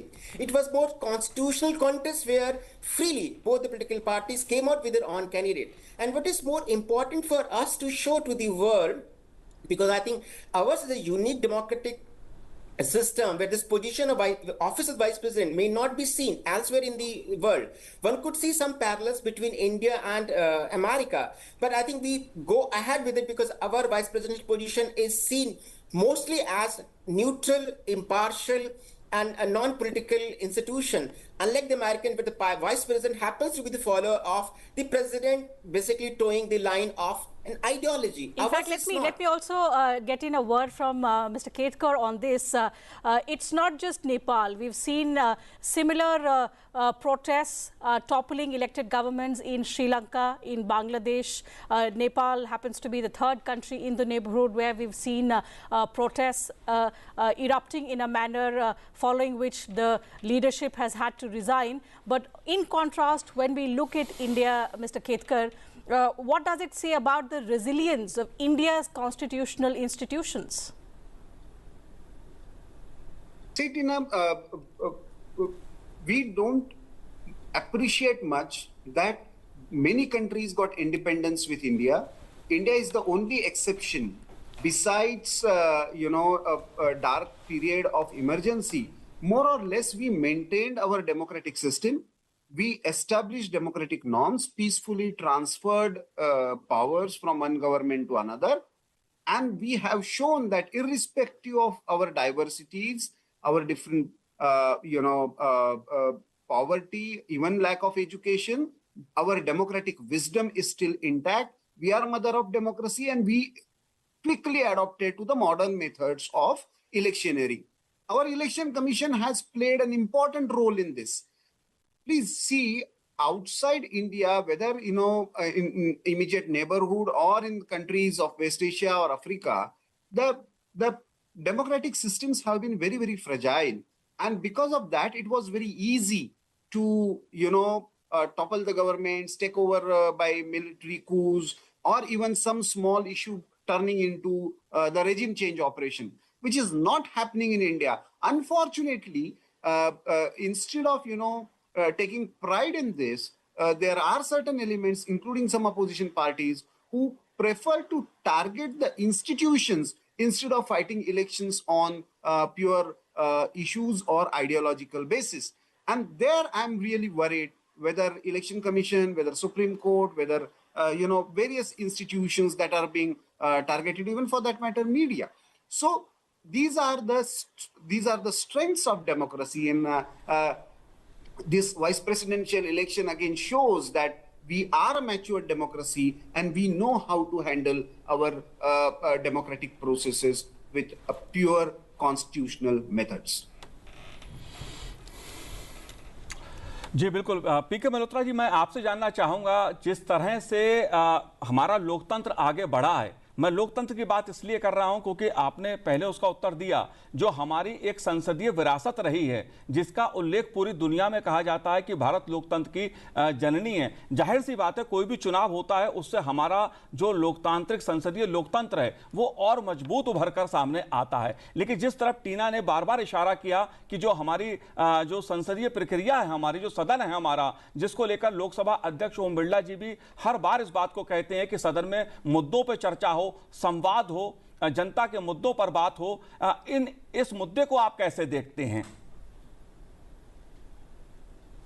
देखिए, opposition को अपनी बात कहने का पूरा अधिकार है, लेकिन विपक्ष को और सत्ता पक्ष को दोनों को इस बात का ध्यान रखना चाहिए कि सदन का काम सुचारू रूप से चले, और उसमें जो भी अध्यक्ष होते हैं, चाहे वो लोकसभा के अध्यक्ष हों या चेयरमैन हों, सभापति हों राज्यसभा के, उन दोनों का एक बहुत इंपॉर्टेंट रोल होता है कि चेयर पर बैठकर वो इस बात का ध्यान रखें कि किसी भी पक्ष को, चाहे वो सत्ता पक्ष हो या विपक्ष हो, उसको इस तरह की सोच ना आए कि वो या तो सत्ता पक्ष का साथ दे रहे हैं या विपक्ष का साथ दे रहे हैं।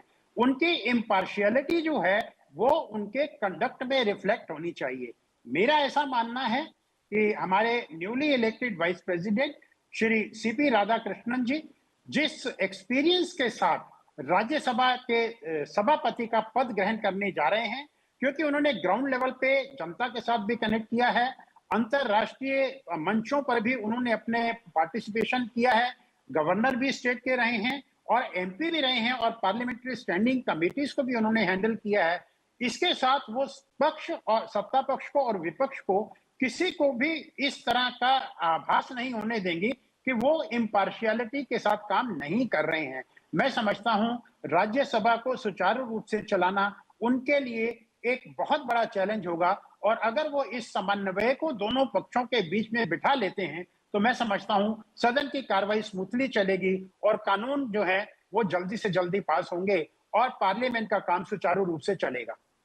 Certainly. So the biggest expectation from him is to reduce disruptions, improve productivity in the House, but more importantly, strike a balance between the government and the opposition benches. We'll continue to speak about the various expectations, the outcome of the election results, how will it also alter the opposition strategy going forth in the Rajya Sabha. But right now, we'll slip into a short break. When we return, the guests joining us virtually will continue to be there, but we'll also be joined by a special guest in the studio. So we will continue with this conversation. We'll be right back, viewers. Do stay with us.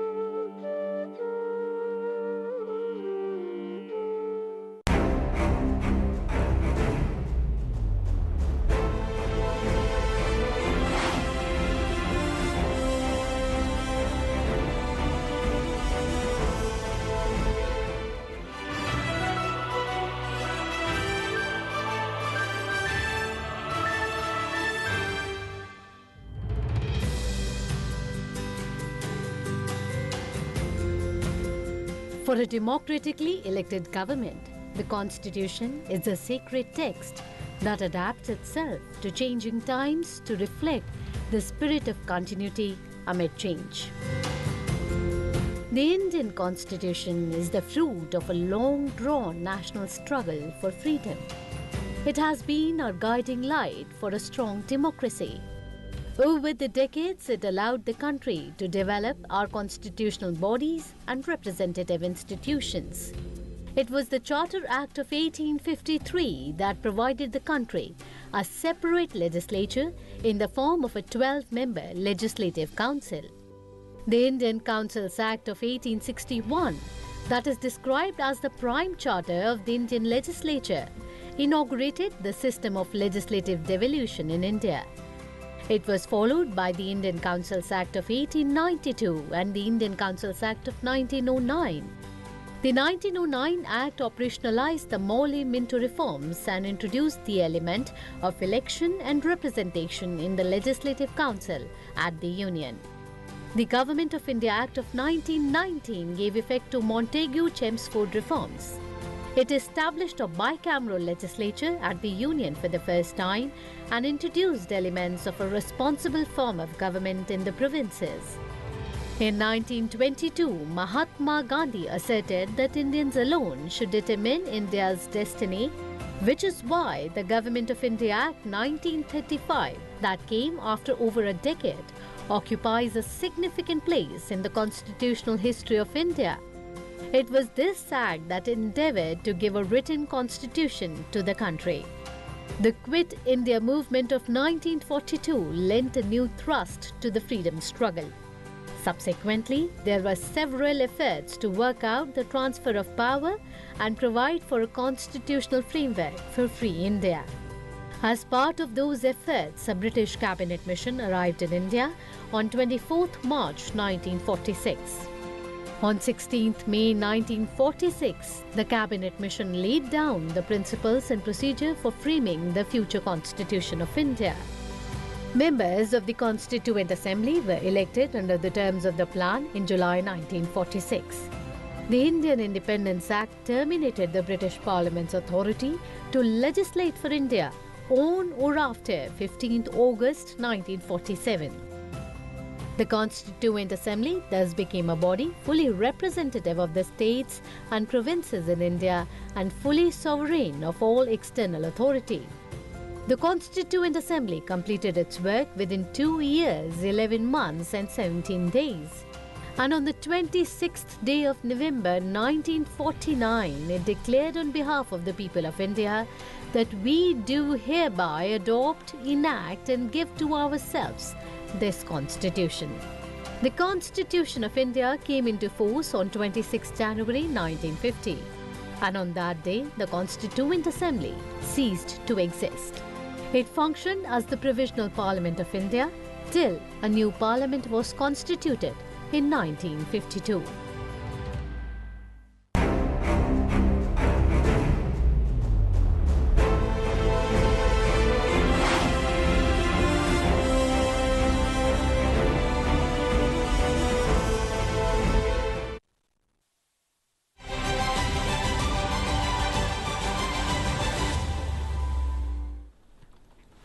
नमस्कार, स्वागत है आपका संसद TV के इस विशेष प्रसारण में।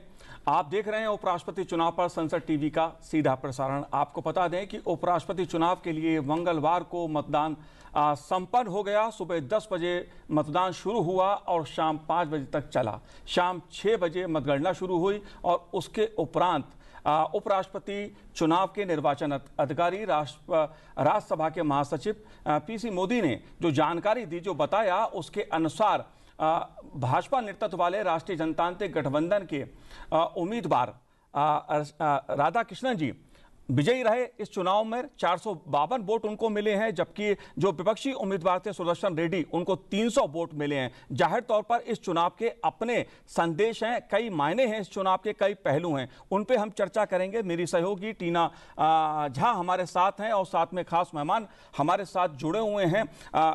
पांचजन्य के संपादक हितेश शंकर जी हमारे साथ इस समय स्टूडियो में। हितेश जी, आपका स्वागत है। साथ ही ऑर्गेनाइजर के संपादक प्रफुल्ल केतकर जी, पीके मल्होत्रा जी और सुनील चौधरी जी भी हमारे साथ जुड़े हुए हैं। लेकिन शुरुआत हितेश जी मैं आपसे करूंगा, क्योंकि मुद्दा उपराष्ट्रपति चुनाव का है, परिणाम सामने आ चुके हैं। पीसी राधाकृष्णन जी विजयी रहे हैं इस चुनाव में, आप कैसे देखते हैं इस चुनाव को, क्या संदेश है, क्या मायने हैं? देखिए मनोज जी, ये मंगल का दंगल ही नहीं था। इस दिन ये भी बहुत पहले से तय था कि दाव क्या लगने वाला है और चित्त कौन होने वाला है, मगर इतनी सारी निश्चित चीज़ें होने के बावजूद बहुत गंभीर निहितार्थ इसके हैं। और वो निहितार्थ कैसे हैं कि ये तो उपराष्ट्रपति पद का चुनाव है, मगर राजनीतिक दलों की जो पालेबंदियां हैं, जो अगले आम चुनावों की तरफ बढ़ रहे हैं, राज्यों के चुनावों की सुगबुगाहट शुरू हो गई है। बिहार में, बंगाल में, बाकी जगह चुनावी समीकरण खंगाले जा रहे हैं, टटोले जा रहे हैं। ऐसे में कौन सी पालेबंदी कितनी मजबूत है और किस मोर्चे में दरार है, ये उन दरारों का प्रदर्शन भी है। जैसे बाढ़ आने से पहले बांध में दरारें दिखने लगती हैं, ये उसी तरीके से अगर आप कहें तो दोनों तरफ एनडीए और इंडिया ब्लॉक जो था, दोनों के बीच में आप ये देखेंगे कि एकजुटता किसकी है और किसका भरोसा नहीं है, उसका भी एक बड़ी रस्साकशी थी। और आपने जो आंकड़े बताए, अगर विपक्ष ये कह रहा है कि ये प्रतीकात्मक है, हम एक रहे, भाई आपका नंबर तो 315 होता है ना, बाकी 15 गए कहाँ? वो किसी पाले में होने चाहिए थे। अगर आपके साथ नहीं हैं तो वो अपने क्षेत्रों के लोगों के साथ को ये जवाब देना चाहते हैं कि नहीं, हम कांग्रेस के साथ नहीं हैं, नहीं हम विपक्ष के साथ नहीं हैं। और ये संदेश देना क्यों आवश्यक है? क्योंकि विपक्ष जो समीकरण रचना चाहता था, जिस राजनीति का ध्रुव तैयार हो रहा है, देखिए जैसे जब कोई लट्टू चलता है तो उसकी एक कील होती है, इसी तरह से विमर्श की भी एक धुरी होती है। उस धुरी के तौर पर कोई राजनीतिक दल अपने आप को सिद्ध नहीं कर पाया, साबित नहीं कर पाया, अपने वोट बैंक को संतुष्ट नहीं कर पाया। और ये बहुत सारे विमर्शों की भी हार है, क्योंकि एक तरफ देश में बताया जा रहा था कि असंतोष है, मनमाने ढंग से चीज़ें चल रही हैं, लोग बड़े त्रस्त और संत्रस्त हैं, मगर इतना होने पर भी क्षेत्रीय दल एक साथ नहीं आ रहे, तो उसका कारण कोई बड़ा है। उनको पता है कि सेंटीमेंट क्या है पब्लिक के, हमें जिन लोगों के बीच में जाना है। ये इतना अप्रत्यक्ष भी नहीं है, एकल संक्रमणीय मत पद्धति से ये होता है भले, मगर रिप्रेजेंटेटिव्स को पता है कि क्षेत्र में जाके क्यों मुंह दिखाना है। इसलिए विप नहीं है, मगर अपने क्षेत्र की चिंता है। पार्टी की विप का चाबुक नहीं चलता, और चाबुक नहीं चला, इसलिए 15 लोग गायब हो गए। जी हितेश जी, मैं आपसे ये जानना चाहता हूं कि सीपी राधाकृष्णन जी की उम्मीदवारी, उनका उपराष्ट्रपति पद पर चुना जाना और एक बड़े अंतर से जीतना, इसके क्या मायने हैं? क्योंकि भारतीय जनसंघ से लेकर भारतीय जनता पार्टी तक का उनका जो लंबा राजनीतिक सफर रहा है, उसके क्या मायने हैं, क्या संदेश है उसका? देखिए, इसका पहला और जो मुझे सबसे गहरा मायना लगता है, अर्थ लगता है, वो ये है कि आज जिस राजग जिसका नेतृत्व भाजपा कर रही है और जिसके सारथी के तौर पर सामने प्रधानमंत्री हैं, उस तर्कश में कितने तीर हैं आपको कल्पना नहीं होती। कौन व्यक्ति आएगा और कितना कमाल करेगा, आप कि बड़े बड़े कयासबाज थे, किसी को अंदाज़ा नहीं था उनके नाम का, मगर एक नाम आता है और पहले ही दिन तय हो जाता है कि क्या मोहर लगने वाली है। उसके साथ में एक तो ये हो गई कि गठबंधन दल की ताकत, खुद उनकी उम्मीदवारी कि हम ऐसा व्यक्ति लाएंगे, हमारा तीर ऐसा होगा कि वो सारे चक्रव्यूह भेद ही देगा। 1974 से कोई व्यक्ति अपनी राजनीतिक यात्रा शुरू करता है, 16 साल की उम्र से वो सामाजिक जीवन में सक्रिय हो जाता है, वो बार बार चुना जाता है। आज हम कह रहे हैं कि भाजपा की जो पहली सरकार थी अटल जी, वो अटल जी के सहयोगी भी रहे हैं। उस पहले 2 बार सांसद भी चुने गए हैं, वो संसद की परामर्श समितियों को भी उन्होंने संभाला है। तो कामकाज भी बारीकी से जानते हैं, रीति नीति भी पार्टी की अच्छे से जानते हैं, और एक बड़ा व्याप जो संपर्क का है वो अपने साथ लेकर आए हैं। और मुझे लगता है कि एक और जो विमर्श पूरे देश में खड़ा किया जा रहा था कि ये देश उत्तर अलग तरीके से सोचता है और दक्षिण अलग तरीके से सोचता है, ये उत्तर और दक्षिण नहीं है, ये इस सबसे बड़े प्रश्न का उत्तर भी बनकर राधाकृष्णन आए हैं। Absolutely. I think to elect a grassroots leader and somebody who has an impeccable, illustrious career behind him as well, or on such a high constitutional post speaks volumes about the symbolism and the messaging by the NDA. That is what is also reflective in the congratulatory messages that have been coming in right from the President to the Prime Minister. In fact, President Draupadi Murmu in her message says, and I quote, "Congratulations to Shri CP Radhakrishnan on being elected as the Vice President of India." She says, "Your decades of rich experience in public life will contribute significantly to the nation's progress." In fact, the Prime Minister earlier had tweeted that his life has always been devoted to serving society, empowering the poor and the marginalized. The Prime Minister had said, "I'm confident that he will be an outstanding Vice President who will strengthen our constitutional values and enhance parliamentary discourse." Professor Chaudhary, that going forward will be the biggest expectation from the 15th Vice President of India, who will also be the Rajya Sabha chairman. At a time when, in fact, we discussed this earlier, the Parliament is witnessing repeated disruptions, forcing adjournments, impacting the productivity of the functioning of the Parliament. How important is it to have a leader or have somebody like Mr. CP Radhakrishnan, who is not just a grassroots leader, but also somebody who's been quite proactive in his social life, and he's somebody who's earned the moniker of Ajat Shatru. He has the ability to build consensus with leaders cutting across party lines. So that is the biggest strength that he will bring forth. But how significant also do you see his role going forth being in enabling dialogue and debate in the Rajya Sabha and not disruption? You see, there are three important factors which could highlight in terms of the new role of the newly elected Vice President CP Radhakrishnan ji. As I stated earlier, now we could see from first Radhakrishnan to second Radhakrishnan, there is more continuity and would be seeing more changes in the days to come. So the first Vice President of India, Dr. Sarvapalli Radhakrishnan, and the 15th Vice President of India, newly elected Shri CP Radhakrishnan. So when I say the continuity and change, this would be reflected in terms of his stature, both as a statesman and as a statecraftsman. Right. So from that perspective, one could see that a grassroots man coming to the higher positions, holding the position of Vice President, is his journey actually is a reflection of his vast, rich experience, both as administrator, as a disciplinary cadre, and as a parliamentarian.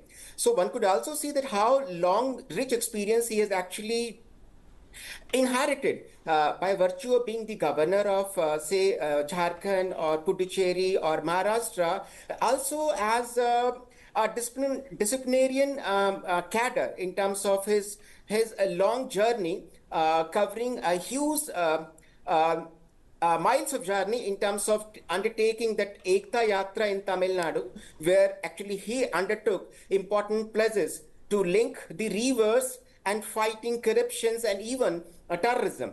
So from that experience, one could also see that CP Radhakrishnan Ji was quite vocal in terms of his chairmanship of various parliamentary committees, where he tried to undertake many critical challenges. And one could also see that how he successfully handled that scam which actually figured out in parliament, and his rich experience in terms of taking that Coir board export revenue to a greater height.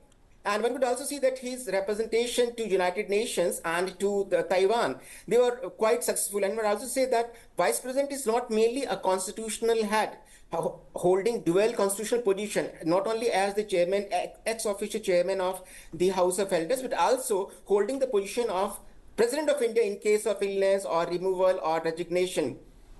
But a third important role is that Vice President is actually the ambassador of Indian Union, where he represents Indian interests to different parts of the country, wherever that is offered to him. Absolutely. In view of these rich and vast experience, I believe that the bone of contention we used to disrupt the parliamentary proceedings would no longer exist, as now the time would come that CP Radhakrishnan would focus more on policy lessen politics, and opposition would now realize that its unity and unanimity in terms of number, numerical strength, has actually lost in these current elections, and now they would come to short of reconciliation. And here I would see that CP Radhakrishnan's skills, his acumen and his experience would bring about both opposition and the treasury benches on board in terms of House proceedings. In fact, you know, how his behavior, how he is as a person will add value to the proceedings of the House is something that I will ask Mr. Shankar. Hitesh ji, CP Radhakrishnan की जो कार्यशैली रही है इतने सालों में, आप उनसे मिले भी होंगे, आपने देखा है कि उन्होंने जिस तरह से प्रोएक्टिव होकर कई जगहों पर एक अपनी छाप छोड़ी है, जिसकी पिछले कई टाइम से, जब से एनडीए ने उनको नॉमिनेट किया है, काफ़ी चर्चा हुई है। वो जो स्ट्रेंथ, जो क्वालिटीज़ उनकी हैं, वो राज्यसभा की प्रोसीडिंग्स को कंडक्ट करने में उनको कैसे मदद करेगा और उनसे किस तरह की भूमिका की अपेक्षा हम कर सकते हैं? मुझे लगता है कि इसके 3 आयाम हैं। अगर आप देखते हैं, हर व्यक्ति अपनी छवि, अपनी दक्षता, अपनी रुचि, अपने कौशल के साथ आता है, मगर जो उसकी ओवरऑल पर्सनैलिटी है, वो कुछ चीज़ें आपको साफ झलकती हैं। राधाकृष्णन जी से जब आप मिलेंगे तो आप उनमें सरलता पाएंगी, उनमें आप सहजता पाएंगी, इसके साथ ही बारीक मुद्दों पर आप उन्हें सुलझा हुआ भी पाएंगे। और आप ये समझिए कि जैसे एक क्लासरूम में भी जब ऐसा शिक्षक होता है जिसके पास हर सवाल का जवाब भी है, और कौन सा बच्चा कितना शरारती हो सकता है या कितना समझदार हो सकता है, कितना मेधावान हो सकता है, उन सब के अगर प्रश्नों का उत्तर उसके पास है तो वो सम्मान अर्जित कर लेता है।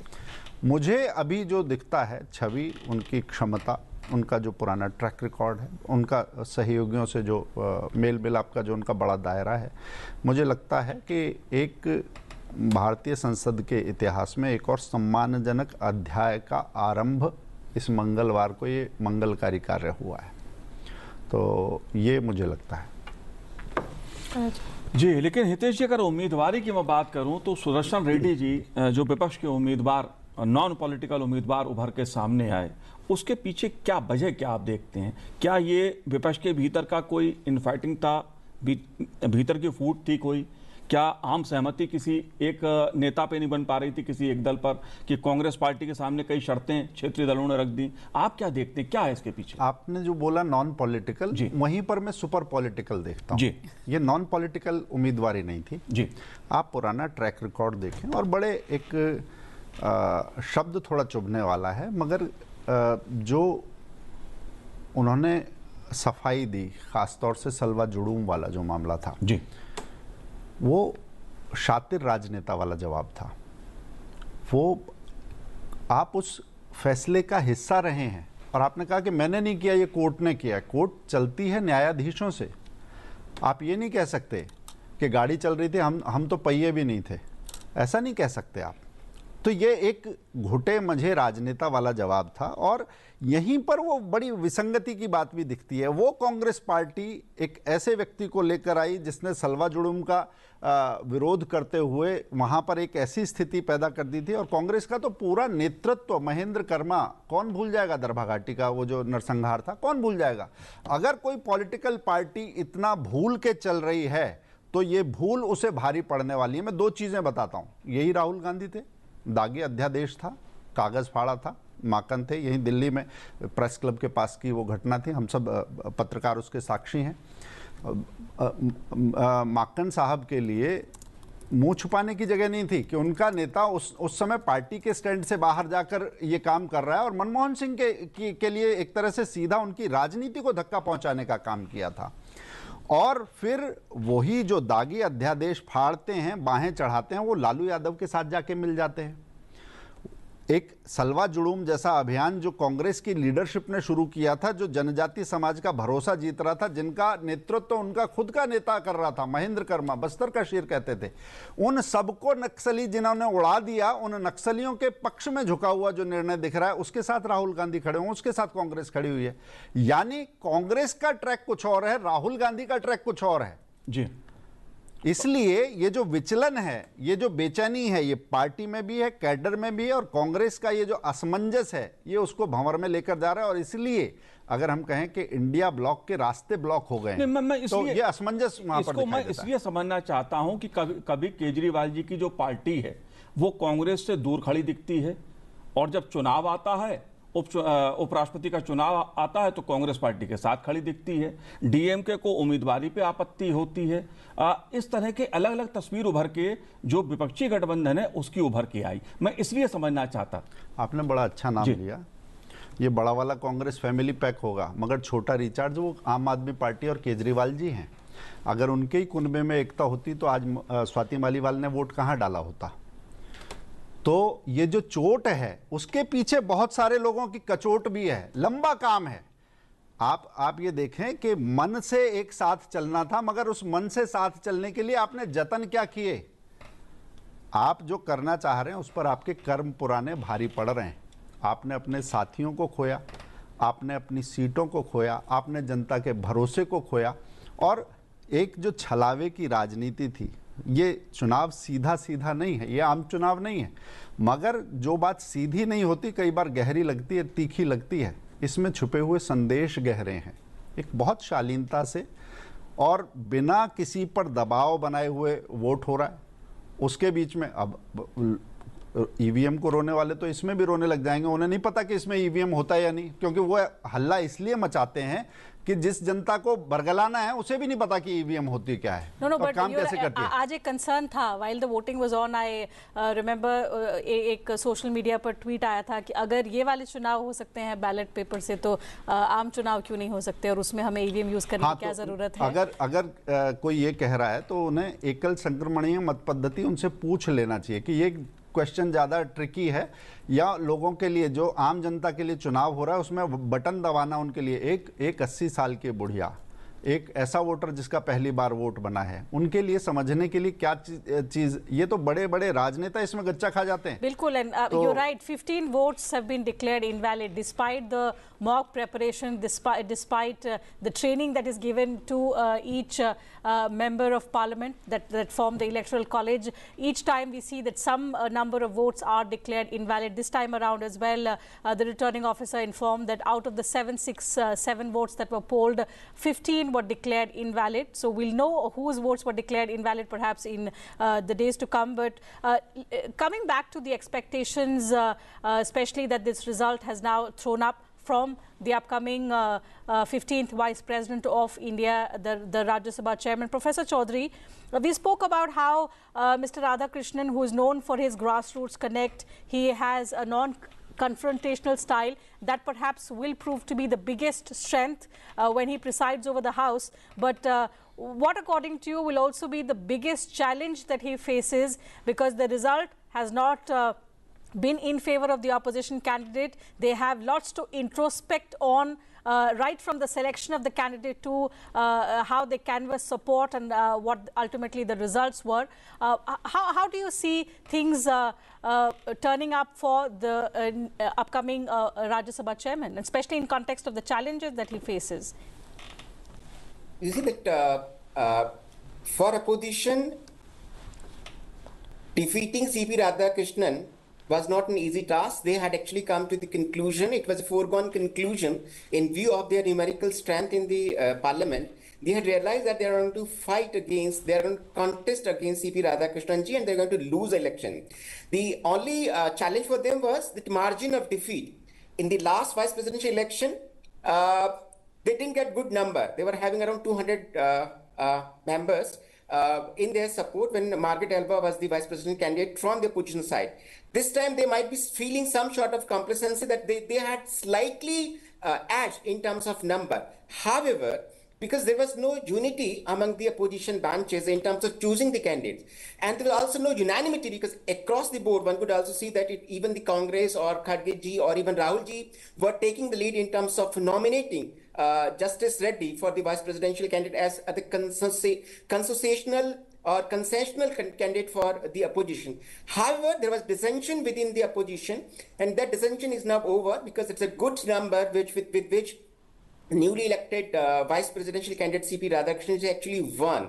That shows that NDA both tactics and strategy and its consensus among its allies actually all come forward, and we could also see cross-voting across some good number, say whether it is Aam Aadmi Party and others. So from that perspective, now see the important contentious issues which have been resolved by the vice presidential elections are over now.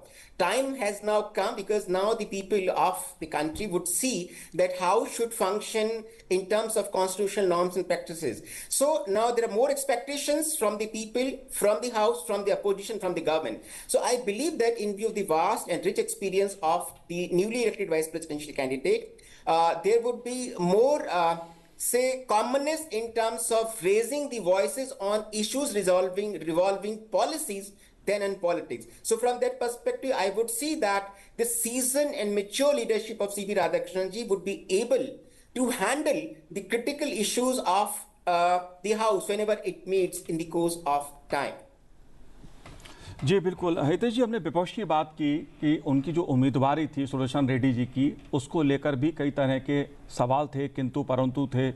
चर्चा ये भी थी कि political हो, non political हो, विपक्ष में ये चीज़ें थीं, तमाम सवाल थे।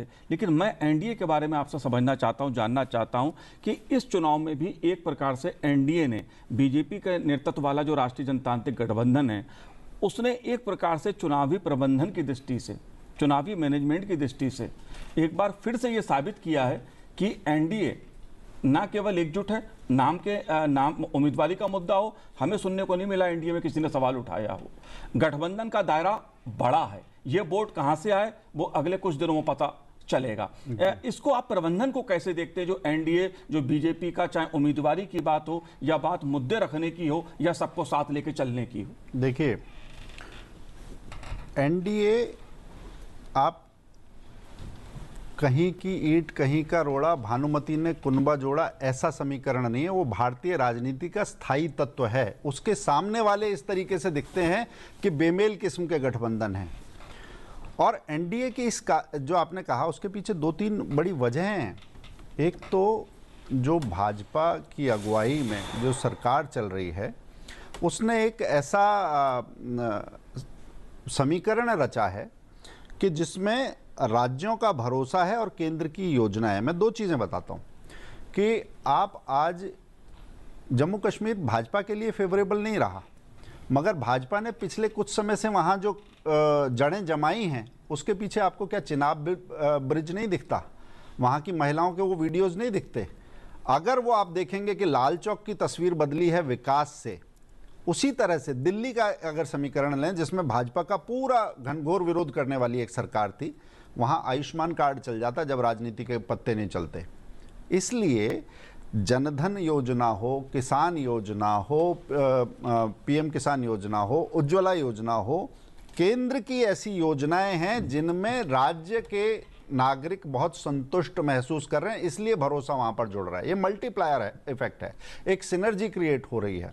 और इसमें लोग चीटेड या ठगा हुआ महसूस नहीं कर रहे कि अगर वो कह रहे हैं 2 इंजन की, तो पूरी जिम्मेदारी ले रहे हैं, उसके लिए करके दे रहे हैं। और जो उनसे अलग हैं वहां पर भी निंदा का भाव नहीं है। अगर आप वास्तव में लोगों के लिए काम कर रहे हैं, बड़ी बड़ी चीजें डिलीवर हुई हैं, जैसे उड़ीसा के साइक्लोन को याद कीजिए। और उड़ीसा की जो सरकार थी बीजू जनता दल की, राजनीतिक विरोध हो सकता है, पालेबंदी, मगर कभी भी मर्यादा नहीं लांघेंगे, ये भी साफ दिखाई दिया भाजपा ने वहां पर कंटेस्ट करते हुए भी। राजनीति की अगर ये मर्यादा और ये समीकरण आप लंबे समय तक लेकर चलते हैं, कटुता को नहीं पालते हैं, तो आपकी एक स्वीकार्यता 1 राज्य, 2 राज्य, 3 राज्य बढ़ते चलते हैं। और आप जो अजात शत्रु शब्द की बात कर रही थी, how to win over the rivals, उसका ये सूत्र है कि एक एक कदम बढ़ा के भरोसा जीतना होगा। भाजपा ने वो भरोसा जीता है, खाली ये चुनाव नहीं जीता है। और उसके केंद्र में जो अंत में तो यही देखा जाता है कि नेता कौन है। तो आज इसकी अगुवाई अगर नरेंद्र मोदी कर रहे हैं, तो उनके जैसा लीडरशिप, उनके जैसा विजन, उनके जैसा मौके पर चौका लगाने वाला व्यक्ति, नए नए नगीने खोज के लाने वाला व्यक्ति, और वो अकेले नहीं कर रहे, वो सबको साथ लेकर ये काम कर रहे हैं। अभी जो प्रशिक्षण वाला जो मैं चित्र देख रहा था, वो व्यक्ति जो नेतृत्व कर रहा है वो सबसे पीछे की पंक्ति में बैठ के काम कर रहा है। अगर वो पीछे की पंक्ति में बैठ जाता है तो सहमति कहीं दिक्कत आती ही नहीं। आगे वाले सब कहते हैं कि हाँ, मुड़ के देखते हैं कि हाँ, ये इसलिए एक नाम आता है और उस पर सहमति बन जाती है। दूसरी तरफ जो नाम आया सुदर्शन रेड्डी जी का, राजनीतिक विश्लेषकों का तो ये मानना था कि कच्चा खेल गए, आपको इसमें अच्छा खेलना था मगर आप मौके को चूक गए, आप बड़ा नाम ला सकते थे। और उसमें कुछ और समीकरण बड़े दिलचस्प थे जो चर्चाओं में रहे थे और अभी कई दिन रहेंगे। Certainly, the opposition will be introspecting on what went wrong, where things went wrong, and especially since the cross voting has also taken place in favor of the NDA nominee. But the biggest news of the day is that the NDA nominee, Mr. CP Radhakrishnan, won with a handsome margin, 452 against 300, which the opposition candidate polled. He will be now taking oath as the 15th Vice President of India on the 12th of September at 11 a.m. President Draupadi Murmu will be administering the oath of office to the 15th Vice President, Mr. CP Radhakrishnan. As we draw close to the end of the day, we've had significant, remarkable, engaging discussions on the strengths that Mr. CP Radhakrishnan brings to the office of the Vice President. He will also be ex officio chairman of the Rajya Sabha. So the kind of personality, the kind of expertise and the experience that he has in building consensus across party lines. So of course, goes without saying, there are huge expectations from him in ensuring that there is debate, there is dialogue, there is decorum in parliamentary functioning, and he has that responsibility also going forward in embodying the trust of the people in parliamentary functioning and the institution of parliament, the temple of democracy. For now, it's a wrap from me and Manoj. That's it from us on this broadcast. Thank you, Mr. Shankar. Thank you, Professor Chaudhary, for joining us with insights on such a significant democratic process that draws to a close. The results have, of course, given all the reason to the NDA to cheer on. It's a wrap from this, viewers. Thank you very much for your time as well.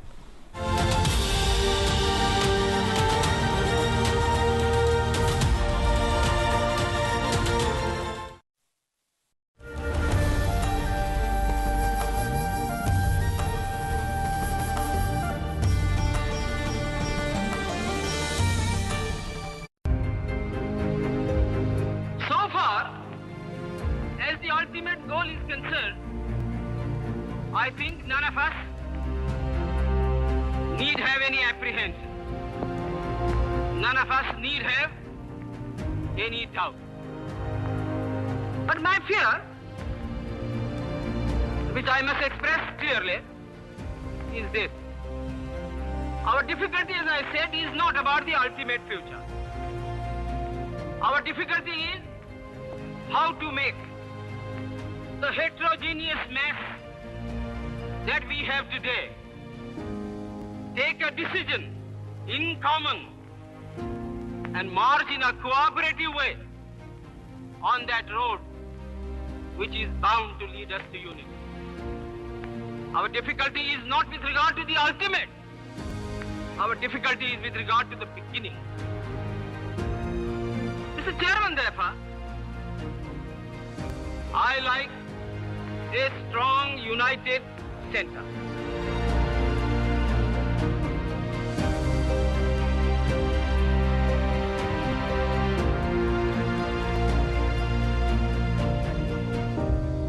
India, also known as Bharat, is the world's biggest democracy, proudly called the mother of democracy. Around 75 years ago, when we gained independence from the colonial rule, the country needed a new direction, a new vision.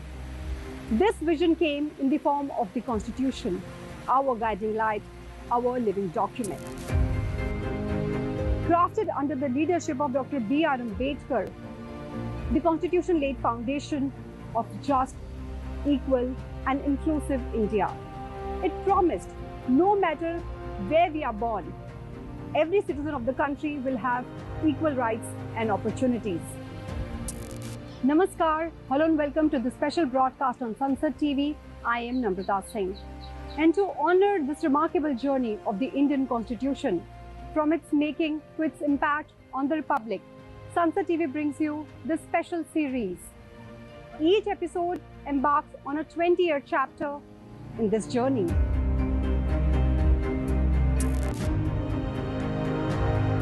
India's constitution is the longest written constitution in the world. spanning approximately 1,45,000 words. It reflects the strength of our democracy, protects our country's rich diversity and promotes unity and harmony. Our constitution makers drew inspiration from India's ancient values and culture, giving full respect to our traditions while building a modern democratic nation. For the past 75 years, it continues to be our most sacred text, not just a book of laws, but a modern reflection of India's timeless civilizational values. November 26, 1949, a date etched in history. On this day, the Constituent Assembly adopted the Constitution of India.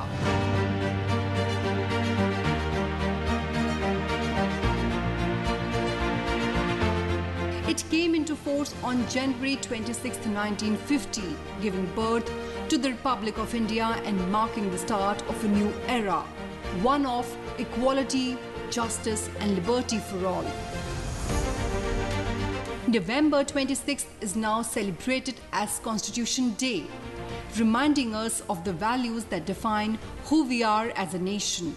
It's the day we honored the living document that has guided India's journey for the last 75 years through every challenge, every triumph, and every transformation. But the story of the Constitution began long before 1949. It was born out of the dreams of freedom fighters forged in the fire of the independence struggle. While August 15, 1947 marked the end of the colonial rule, the dream of self-rule had taken root much earlier in the hearts of millions who believed in an India governed by its own people with justice and dignity for all. This is the story of that dream, of how India chose democracy, of how our constitution became our voice, our shield and our strength.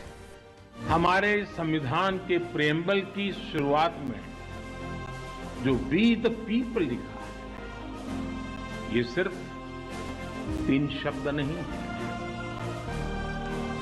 We the people एक आह्वान है, एक प्रतिज्ञा है, एक विश्वास। To the common man of India, these words signify a new beginning, a guarantee that every citizen will be treated equally under the law. But drafting this powerful document was no easy task. Before even a single word was written, the Constituent Assembly studied some of the most notable constitutions of the world. These were broadly of 2 types, unitary and federal. India chose a unique path, a federal structure with a strong central authority and some unitary features. The Constitution created a parliamentary form of government with power shared between the Union and the states, formerly known as provinces. At the Union level, the President is the constitutional head of the executive. According to Article 79, the Parliament of India consists of the President and 2 houses, Rajya Sabha, Council of States, and Lok Sabha, House of the People. India's constitution is unique, not just in its content, but also in its spirit. It balances ancient values with modern governance, unity with diversity, and rights with responsibilities. Some important provisions, including those related to citizenship, elections, the provisional parliament, and transitional arrangements, came into effect on November 26, 1949, the day the Constitution was adopted. The rest, the heart of the Constitution, came into force on January 26, 1950. This day was carefully chosen. It was on January 26, 1930 that India had first declared Purna Swaraj, complete independence at the Lahore session of the Indian National Congress. With the commencement of the Constitution, the Indian Independence Act of 1947 and the Government of India Act of 1935 were repealed. Only the abolition of Privy Council Jurisdiction Act of 1949 was retained. And thus, the Constitution of India came into full force, giving birth to the Republic, giving power to the people and marking the dawn of a new, sovereign, democratic nation. Since its implementation, the Indian Constitution has undergone important transformations, especially between 1951 and 1970, which played a key role in shaping country's legal and political framework.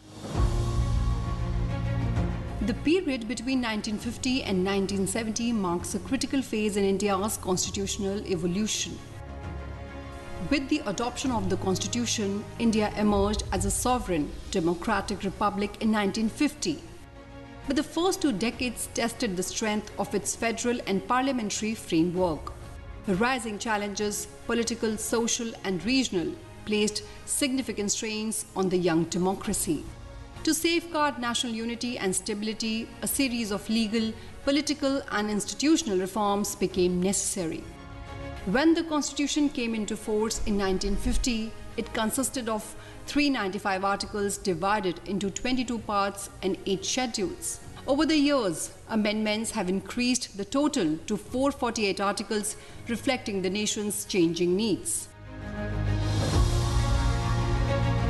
The framers of the Constitution faced several critical challenges that they had to address while drafting the document. One of the major challenges facing newly independent India was its feudal system, which had severely damaged the social fabric of the country. Under this system, land ownership was concentrated in the hands of a few, while a vast majority of people depended on these landlords for their most basic needs.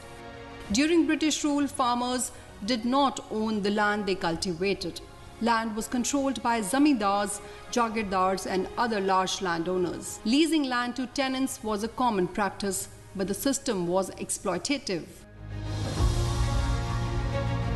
Contracts heavily favored landlords, and tenant farmers were often subjected to unfair treatment with little security or protection. The land revenue systems of British India, especially the zamindari system, became a major focus of the Indian freedom movement. After independence, the government recognized that dismantling the system was essential for ensuring justice and empowering rural India. In a historic move, the first amendment to the Constitution in 1951 modified Article 19 and 31, allowing states to pass land reform laws. This paved the way for the abolition of the zamindari system and the redistribution of land, a landmark step towards social and economic equity. One of the first major agricultural reforms introduced by the Government of India was the Zamindari Abolition and Land Reforms Act of 1950. It symbolized the beginning of a new era, where land, power, and opportunity were no longer concentrated in the hands of few, but shared more equitably among the people of India. However, the government faced significant challenges as land reform laws were met with strong resistance and swiftly challenged in courts, leading to legal hurdles that delayed their implementation. One of the most notable legal challenges came in the case of State of Bihar versus Kameshwar Singh. Singh, a prominent zamindar, contested the constitutionality of the Bihar Land Reforms Act 1950. He argued that the act was discriminatory towards zamindars, violated the right to equality under Article 14, and failed to provide just compensation for the property acquired, thus infringing upon his fundamental right to property. This landmark case became a defining moment in India's constitutional and legal history. The Supreme Court upheld the validity of the Act, acknowledging the government's intent to promote agrarian reform and social justice. The judgment struck a delicate balance between protecting fundamental rights and enabling transformative laws aimed at reducing inequality. It set a crucial precedent for future land acquisition cases and became a cornerstone in India's journey towards equitable land ownership.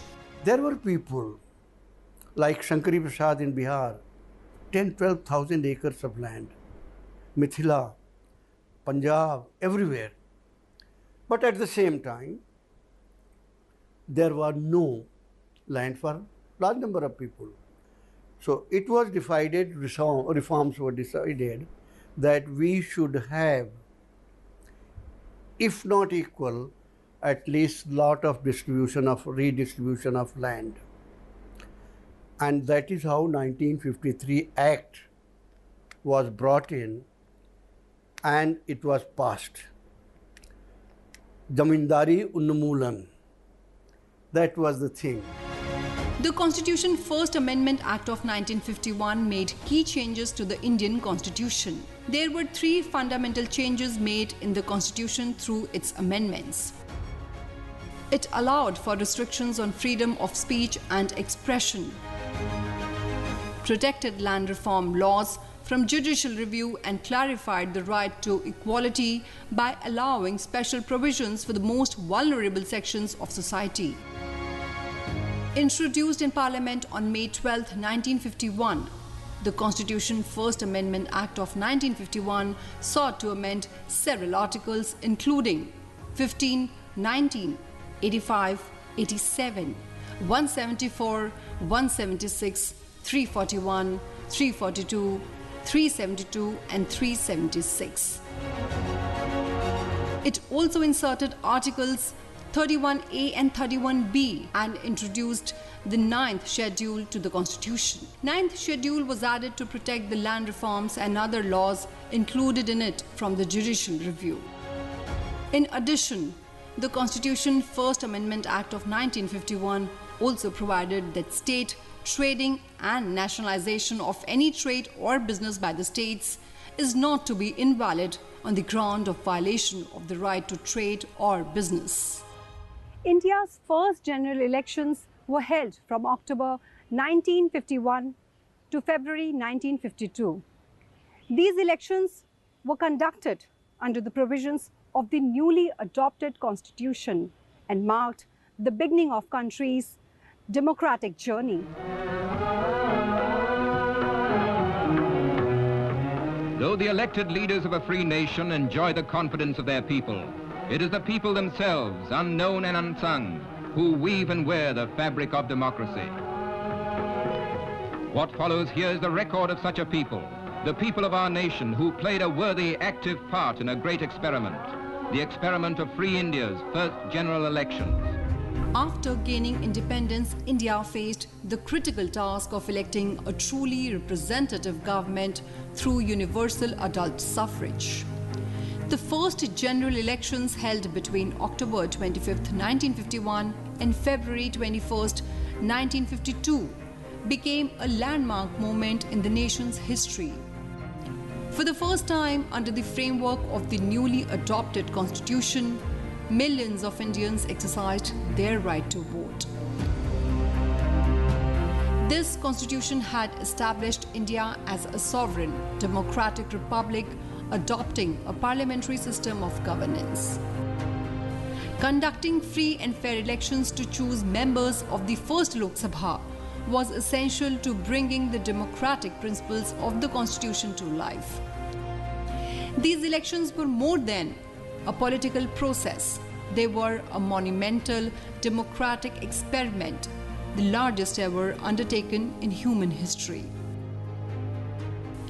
They marked the true beginning of the India's democratic journey, a powerful expression of the people's will and the visionary constitution that gave them that voice. The entire electoral exercise in India rests on 3 pillars. Article 326 of the Constitution, the Representation of the People Act 1950, and the Representation of the People Act 1951. Together, these provide the legal and constitutional framework for free and fair elections. Notably, to keep pace with evolving electoral needs, both the RP Acts were last amended in 2021 through the Election Laws Amendment Bill 2021. The amendments aim to bring in key electoral reforms. The Representation of the People Act 1950 deals with the allocation of seats, delimitation of constituencies, voter qualifications, and the preparation of electoral rolls. The Representation of the People Act 1951 governs the conduct of elections as well as electoral offences, disputes, and related procedures. These reforms represent the continuous effort to strengthen the integrity, inclusivity, and efficiency of India's electoral system. The preparation for India's first general election was nothing short of monumental. With a vast and diverse population, many of whom were illiterate and unfamiliar with voting, the task demanded vision, scale, and precision.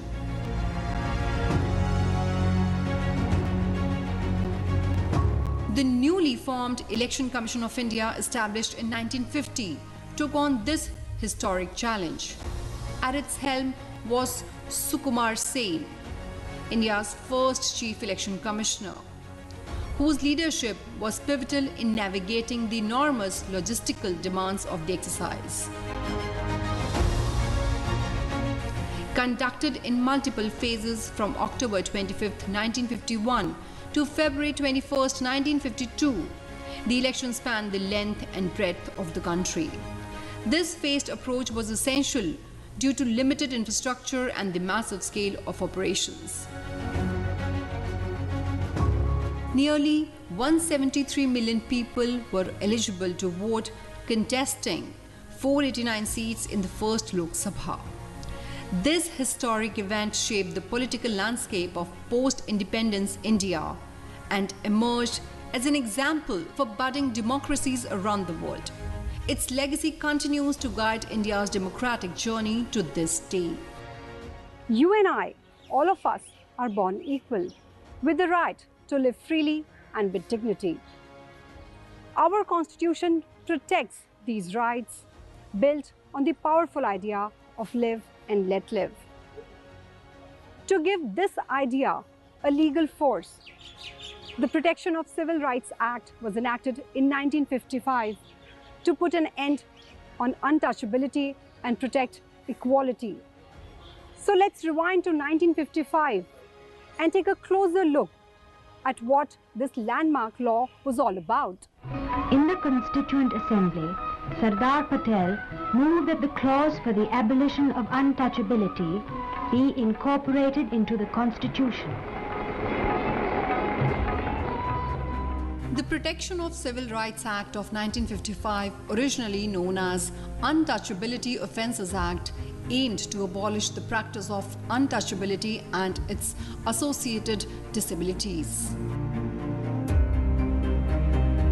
In 1976, it was amended and renamed to its current title, reflecting a broader commitment to safeguarding civil rights, especially those of the scheduled castes and scheduled tribes, beyond just abolishing untouchability. It criminalizes untouchability and penalizes any form of discrimination based on it. In 1955, social discrimination was completely done away with. You could not, आपने सुना होगा, मंदिर में जाने के लिए मना करते थे. People were lower caste people, not in all temple, some temple only. People were not allowed to go to the temple, or maybe even water fetching from the wells. So this amendment went into a long way eradicating the discrimination against the underprivileged people. I will call them underprivileged because they didn't have enough land, or they were laborers, or social, जिसको कहें discrimination, was there. Desire was that ultimately India will achieve a status of caste-less society, जाति विहीन समाज भारत का होगा. And Ambedkar's dictum was repeated again and again, annihilation of the caste. Main provisions of the PCR Act are as follows. Section 3 to 7A of the Act list actions considered offences if done on the grounds of untouchability. Section 3. Denying entry to places of public worship or access to sacred water sources. Section 4. Refusing access to shops, hotels, public restaurants, entertainment venues or cremation grounds. Section 5. Denial of admission to hospitals, dispensaries and educational institutions. Section 6. Refusal to sell goods or provide services. Section 7. Molestation, injury or insult based on untouchability. Section 7A. Forcing someone to do scavenging, sweeping or dispose of carcasses. To ensure effective enforcement, the Protection of Civil Rights Rules 1977 and the SC/ST Prevention of Atrocities Rules 1995 were also introduced. The States Reorganization Act of 1956 was a major post-independence reform that redrew state boundaries based on language. It reshaped India's map to better reflect its linguistic diversity.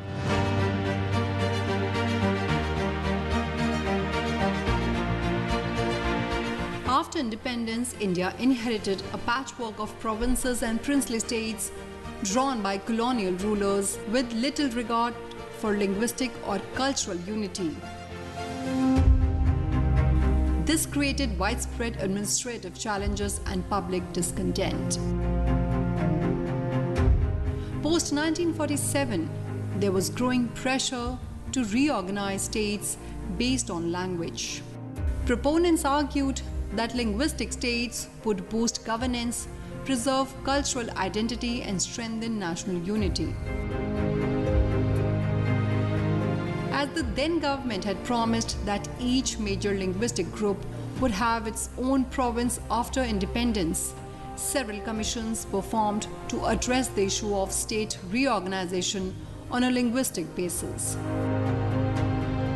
The government established the Dhar Commission in 1948 to investigate the language as the basis for state formation. The Dhar Commission opposed using the language as the foundation for state reorganization. Post that, a JVP committee including Vallabhbhai Patel was formed to investigate the Dhar Commission report. The JVP committee too rejected language as a basis for reorganization, prioritizing national unity over regional identities. In 1953, the death of a freedom fighter, Poti Sriramullu, after a hunger strike for a separate Telugu-speaking state led to the formation of Andhra Pradesh. This triggered a nationwide demand for linguistic reorganization. The government responded by setting up the States Reorganization Commission in December 1953 under Fazal Ali with K.M. Panikkar and H.N. Kunzru. It submitted its report in September.